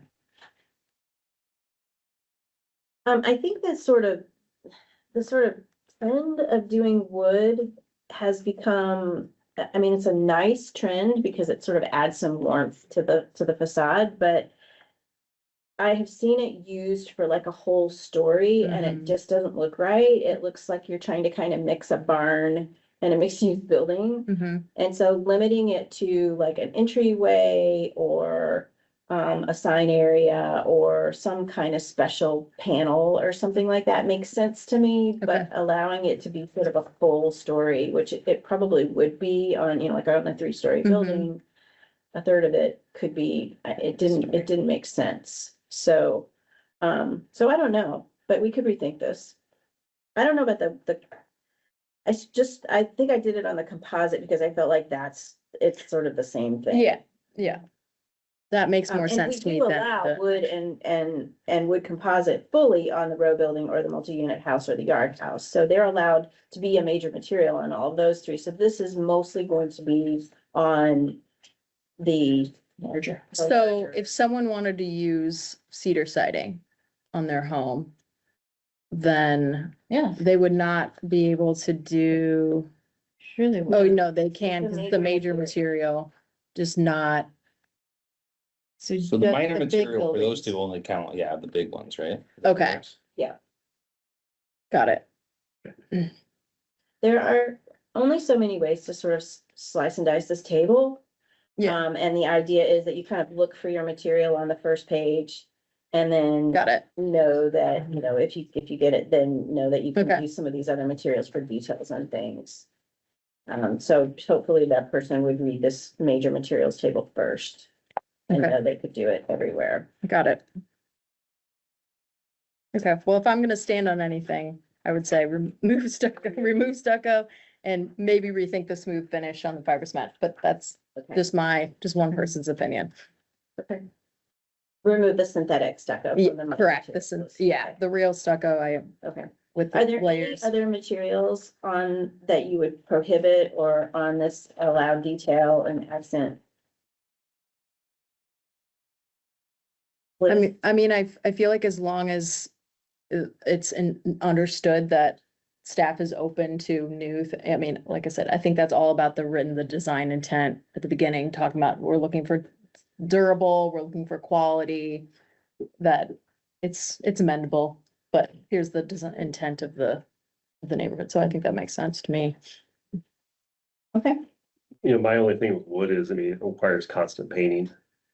And then, you'll walk up and down Main Street and you see windows rotting and it's. I'd rather something synthetic put on there. Yeah, pros and cons, right? Mhm. No material lasts forever, right? We have a lot of vinyl buildings that are looking pretty shabby too, but. But we're pretty flexible on like detail and accent, like things around, Yeah. around windows, Yeah. using a lot of materials like vinyl and other polyurethane, other materials there to keep that from being. But Yeah.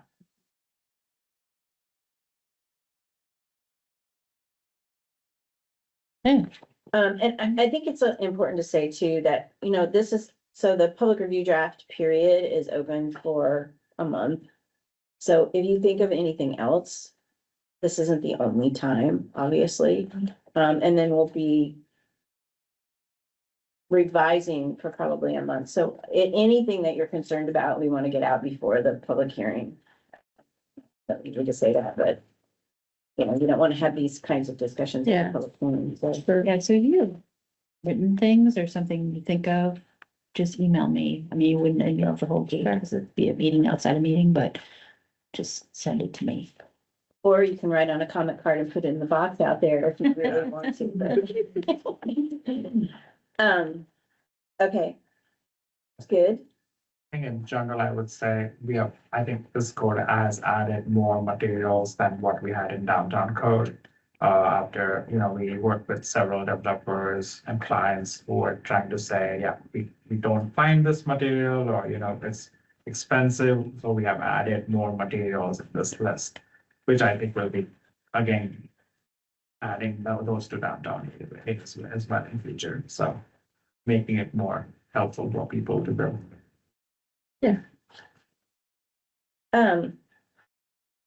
Yeah, so, the rest of this section is a series of kind of, you know, details on the facade and standards for all those details. And I will say that almost all of this is really standard stuff. This is like in every code that I've written for the last 10 or 15 years. The first one is building articulation, which is kind of like the introduction of the forecourt or the street wall plaza in the facade to get the facades moving. But if you don't have a really long facade, it's a little bit more of that kind of division. And then also the building segmentation sections in the multi-unit building sort of help to trigger this. So it's talking about, you know, what are the kinds of techniques that you can use to get that building variety amongst those pieces. This articulation of stories on page 77 is really, it's just a restatement of what the code already requires, but it's just providing some clarity that we want to see the stories in the fenestration. We want to see, because that means that people of this height, you know, live in those stories, and it's not like one giant story. Then this facade element section includes standards for windows, so that the windows have to be recessed from the facade, so there's some depth there and not those kind of, you know, if those windows that are kind of clipped onto the frame, there's masonry put in front of it, or there's trim put in front of it so that it looks like it's recessed to some degree, and gives a little bit of shadow. Because nothing is worse if you drive around and look at buildings on some buildings that were, look at windows on buildings that were built in like, I don't know, like the 80s, you'll see it's like all one plane, like the windows and the facade are all one plane, right? You probably like that. Some architects like that. So we're looking for that kind of depth, you know, and some shadow on the building. So there's a whole lot of details in the buildings section, and the windows section, I'm sorry. About, you know, how to trim the windows and roll-up doors being allowed. The roll-up doors aren't allowed in the downtown, and so we've added that in here because it's the kind of thing that college would work in College Hill. Unobstructed windows, so making sure that, you know, window displays in the storefront windows aren't kind of blocking the whole of the interior of the building. A little bit about doors. Oh. point about the doors, on 78 there for doors at the top of the right, C for visibility through glass, it says they have to have 35% transparent glass on houses. There are a lot of great looking doors that don't have glass, right? So how is that accounted for? Yeah, nope. Yep. That shouldn't be on there. Perfect, exact, yeah. Which one are we talking about? Visibility through glass, C? Yeah, I think it's the whole doors. It might be for the storefront here. I can see storefront, sure, but I feel like it houses. Well, I mean, not, it should be all doors except for like on the houses. Yeah. Doors on primary facades, previous 35%. Yeah. Okay.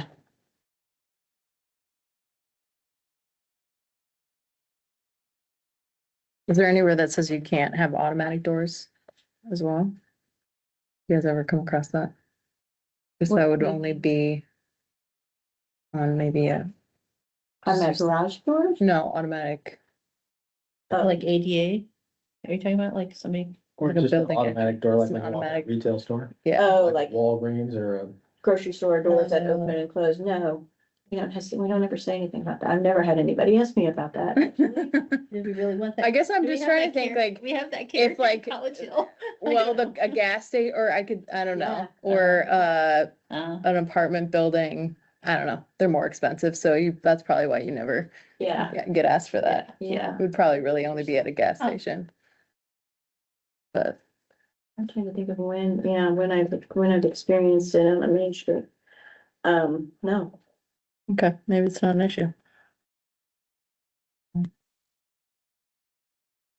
That's the character we're going for here either. Yeah.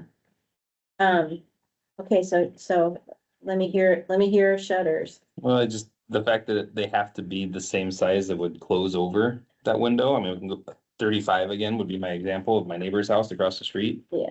And he has that nice big picture window right down there and, yeah, I think it's subjective that does or does not look nice. And so straight outlawing something like that when someone might want to do that, I Yeah. think that seems weird. They're folded over.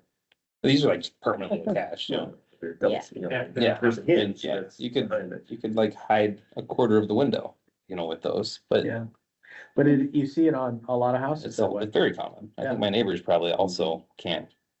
They're not the right size and I think they're also Because they're straight. not a functioning shutter, it's just. No one, it's their fault that's functioning shutters. I was gonna say, that's, yeah, something that's consistently seen across town, whether it's houses or even just apartment buildings, the shutters definitely would not cover the full window. So to Probably me, just that's a preference thing. I think when people look at that and they're like, something's off. It drives my wife That- nuts, that's- I will say, but I think Oh, she mentions okay. it, but like, I don't think it's that bad, so.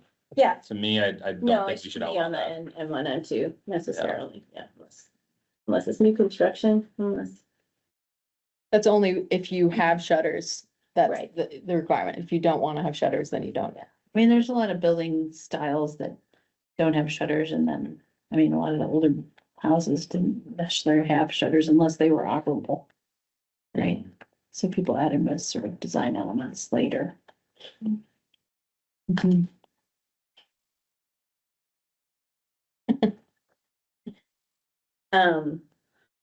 Exterior stairs has been a problem. So that's actually kind of carried forward, but I think we gave it a little bit more detail from the overlay. And balconies, probably should also not apply to the yard houses, but, this is a series of standards. These only apply to street facades. But they are just to keep them from being sort of those tacked on full facade balconies. And for years, I've done, image preference survey, and this has sort of ended up being the standards that fall out that are, match kind of the more comfortable balconies on facades. This we probably won't experience this unless, unless, at the end of, 20, I think it's 23rd. Is it? Third college.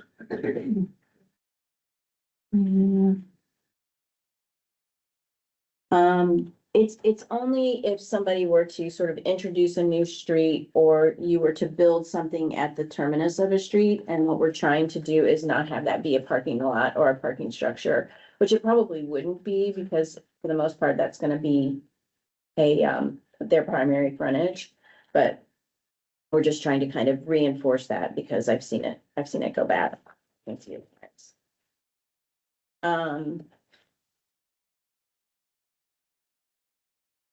Yeah, I think, is there anything else that in this section that you? No, sorry. Okay, no. I don't really wanna belabor all those little pieces. Roof types, I think are pretty straightforward. These again are standards, that are pretty consistent with the existing sort of traditional buildings. Why a maximum height of a parapet of 6 feet? To keep it from being a big, tall, blank parapet. But if you wanted to hide, I guess this ties into hiding mechanical screens. And which I don't know that there's like an actual screening requirement specifically laid out. Did you guys talk about that? Like if you have rooftop equipment? Yeah, I mean, it's up there, but I think the idea is push the mechanicals back further. Yeah. That the wall doesn't have to be quite so high. Sure. I think it should say that if it's visible from across the street, from the sidewalk across the street. I'm probably jaded because I've seen some pretty gnarly, really tall mechanical equipment. I was just like, I just wonder if we could like have the screen complete and have that be the standard. Maybe that's unfair and maybe it's more residential mechanical equipment, but like if your mechanical piece of equipment is 7 foot tall and then you wanted to put and to be fair, up from the ground, maybe you can't see it completely, but So then they'd have to. I just don't know. I was just curious I think why. it's more in the screening stuff that we should do it, not allow Correct, parapet. to be correct. tall, Yeah, because right. Tall parapet. I just don't know. Yeah, maybe you're right. The maximum, like why we put the purpose of a maximum, other than maybe you just don't want a false story or, something like that. Right. Right. But Or just blank wall up there, sure, yeah, got it. Sometimes, well, and I think our signage standards will take care of that, but sometimes people make those parapets really tall. So they can say they're doing a wall sign and really it's the roof sign. Yeah, But they're just putting up taller than everybody else, but I think we have some restrictions on that. got it. Okay. Yeah, I think I was just looking at those together. And when you talk about, the rooftop equipment needs to be a minimum of 5 feet away from the parapet. OSHA requires 10 feet or else you need a railing. And so it seems like might as well put 10 feet. So Okay. then you're not dealing with that, especially if you only have a 2 foot. You don't want the railing. No. Not on the front of your pretty, Well, it's a building. maximum of 6 foot height. No, Minimum I was talking about minimum of 5 feet from the edge. Right. Make it 10. Make it 10. Yeah. So it does say must be located towards the rear or interior of the roof, so not at the. Behind a parapet, but I'm just saying, Behind. I mean, you would have to put a railing there, and I just don't think any of us want to look at a railing. No, right. Even if it's the back of the building, the yellow railing that you see, you don't want to do that, so maybe might as well make that 10. And then, I don't know. Yeah, that's good.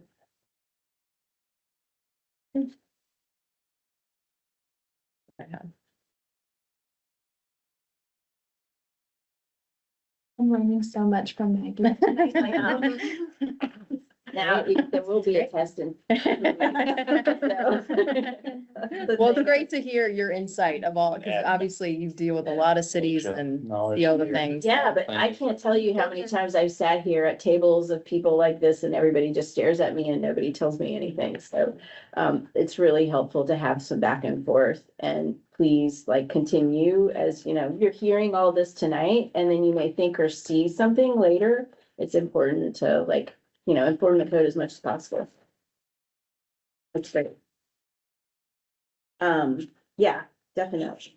Okay, so I'm gonna skip to landscape and site design.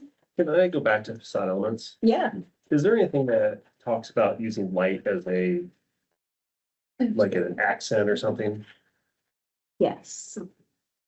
I think I know what you're talking about. Yeah. Stephanie knows what I'm talking about. Yeah. So we do have a section in, it's in site design, it's at the end of site design on lighting, exterior lighting. Let's see.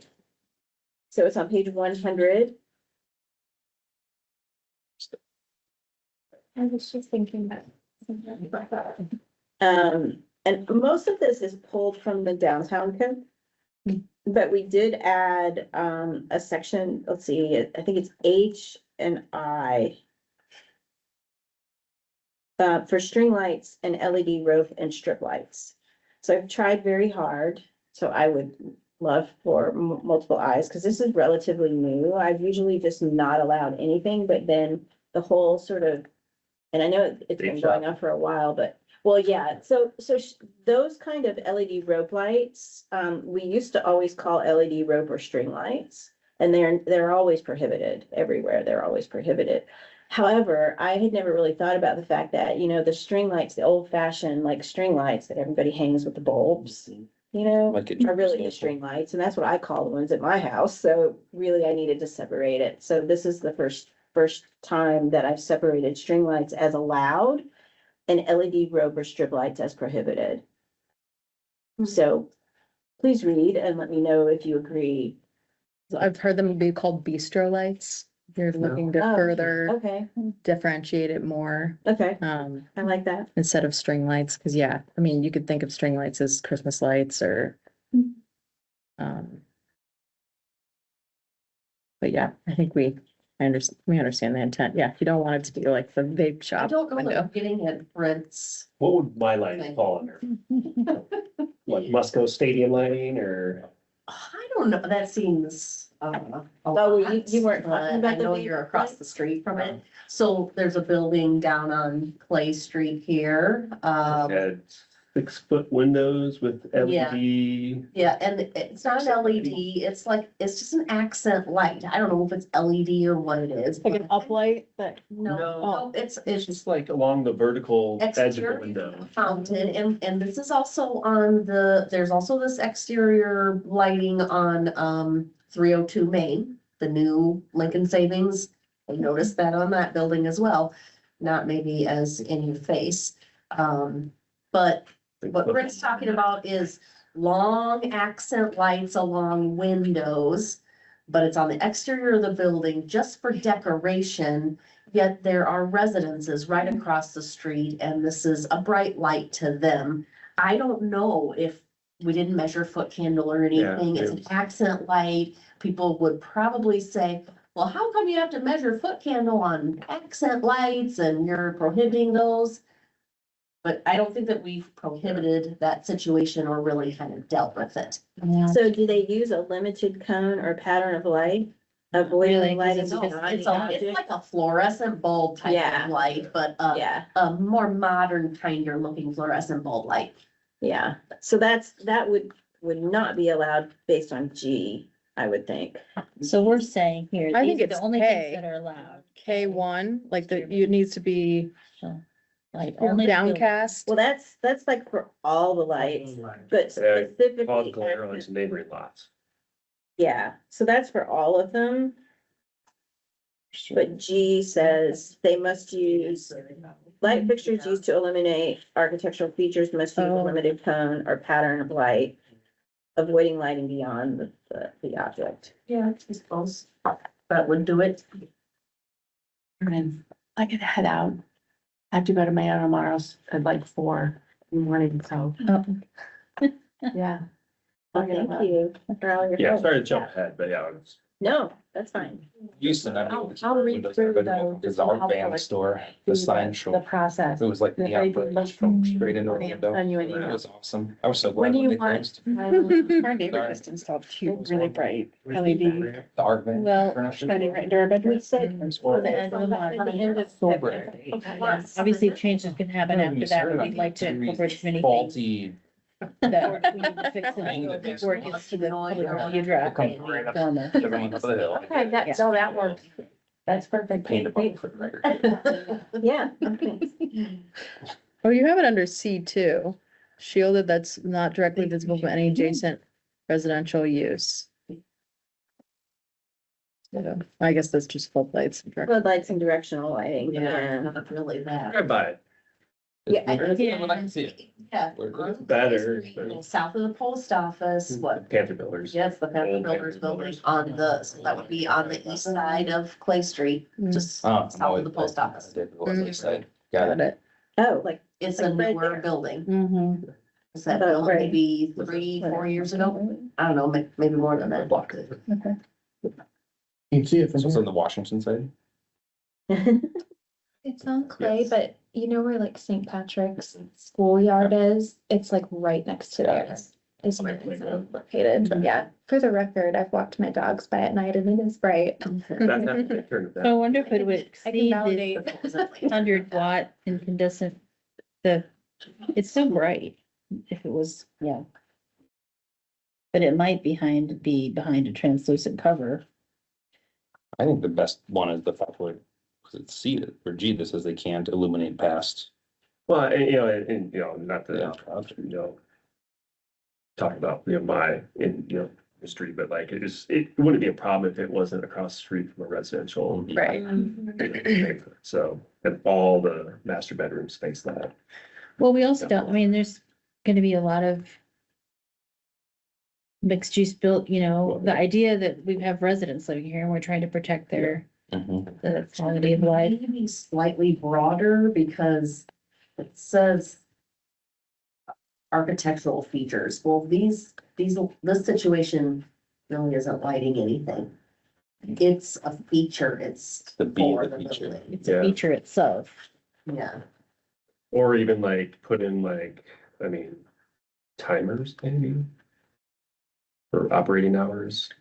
I mean, the best way to manage it is with the light extending past their lot line. I mean, that's the best thing. That's the best way to kind of manage all of these kinds of things. And you would get a photometric plan with every Pipelines. issuance of it in your site plan. But if they add it later, I think that's probably the situation. But do you guys go out? I mean, do they go out and measure? Can they go out and measure the light? I mean, you can. Like they're gonna measure the noise? They're gonna measure the light? You have a decibel meter, I don't. Whatever you need. Yeah, We'll have to get one. yeah. Especially with all the LEDs now that are really very bright. It's like So I crazy. wonder, so the standards are written so that you have your standard just, outdoor lights that somebody puts on their house, and those are less than 2,000 lumens, right? It's like but I'm guessing the lights across from yours are brighter than or exceed probably some of these standards. Would be interesting to know. Well, they're not pointing up at a flag, they're not pointing down in the parking lot, they're pointing sideways. With no purpose other than to look cool. I know, yeah, Kinda like they're using it like it's neon, but it's not neon. Yeah. It's like, yeah. well, this says exterior lights, shall be a maximum of 1,600 lumens if they're, lighting only the building in the subject area. Well, light shall not be directed or cause glare onto neighboring lots. I mean, it just says that so many times. Light trespass, you know what I mean, throughout this. I don't see why there's not enough here that you couldn't manage that. Yeah, I think I'll think about it a little bit, but that's a good thing to think about. Make sure we have enough here to do that. The problem right now is we have no exterior lighting standards in the code whatsoever. Oh, this is outside the downtown? Yeah, That is outside the town. it is downtown, but I think it was built before the downtown code was there in place and we didn't have any lighting standards. Really, in the overlay that was downtown. And in general, we don't have any lighting standards in the code. Period. Have you ever seen anything that relates to color temperature of lights? And, you know, because obviously the new LEDs are almost like purple. And I was just curious if you've seen regulations on that. Yeah. Lighting is not, I used to be really good at lighting. But this is pretty much carried forward from the downtown Yeah. code. I have to do more research. I could just buy off a bunch of plant lights, so I know exactly what. I've got The high lights in Kelvin, my 5,000. basement. Yeah, it's just, Yeah. it's so purple It and is, I it's was, bright. didn't know if people so were started regulating that. I don't know. Okay. We're looking through it, but, it is, you know, there's a model lighting ordinance that we used to all use, but it's so old now that I don't even know that it would really apply. Unless they've updated it, which I haven't seen. But yeah, I think it's a really good point. Okay, well, the landscape section, I'm not gonna go through it. I'm just gonna show you that the common space amenities are included in here. Walls, fences and hedges. This is all, again, most of it is kind of pulled from the downtown code and modified for the area. Streetscape and street yards, one of the aspects of this code is that we do require, if the streetscape area isn't at least 12 feet, and the streetscape area is the area from the back of curb to the right of way line. So the pedestrian area where the sidewalk and the tree are supposed to be, if it's not that big, then we're requiring them to push it into the lot, so that there is enough of a streetscape area. That isn't gonna apply very many locations in College Hill. But there are some of the side streets in the G3 area that it probably will apply to. So we're just aiming to make sure that that sidewalk and the street and street trees gets priority space in the front. It wouldn't apply anywhere in the neighborhoods. And we did modify the common lot line buffer so that there are buffers between minimum spaces and then landscape between more intensive uses and the N and R are in the end zones, but right now there aren't a lot of those locations. But we do require that the buildings be set back 20 feet, and then there is a tree line and a fence required. So that's in the common lot line on page 98. And then we, of course, have some parking lot landscape that is actually fairly pared down from most places because we don't want too much space taken up for landscape because the lots are so small. And then exterior lighting. So that is it. Oh, gosh, and parking is loud. I'm just gonna say signs is not modified significantly. We did make a couple of tweaks that is carried forward exactly from the downtown. In fact, it's like a duplicate of the images and everything for There was a downtown. few problems with downtown signage code and we tried to fix them here and probably trying to fix them downtown too. So I feel like in the presentation, I talked about the parking quite a bit. Do you have any questions about that, or would you like for me to go over that again? We didn't come up with anything particularly new in terms of the numbers, but the newest piece is probably the fee and the, and the fact that that can actually ratchet it down to almost 0.5 per bedroom. But that is, again, what the developers that we have been talking to are sort of looking for, and that's kind of what fits on the sites. With the idea that, you know, other spaces could be used by the city later for parking. Have you had a chance to, I think you mentioned College Hill Partnership. Have you talked to the residential neighbors in the area about that piece? Cause So it won't affect the neighbors. It'll affect just the. well, the main but there's part been of in it. general, even the neighbors are concerned about the number of parking spaces because that just spreads the college students out into the neighborhood to park on street. I think they're less concerned They're about less it now. concerned. Okay. And I think they recognize the benefits if they want to have any kind of, one of the things that came out with the study for the vision plan was that parking is key. The parking requirements are so high right now.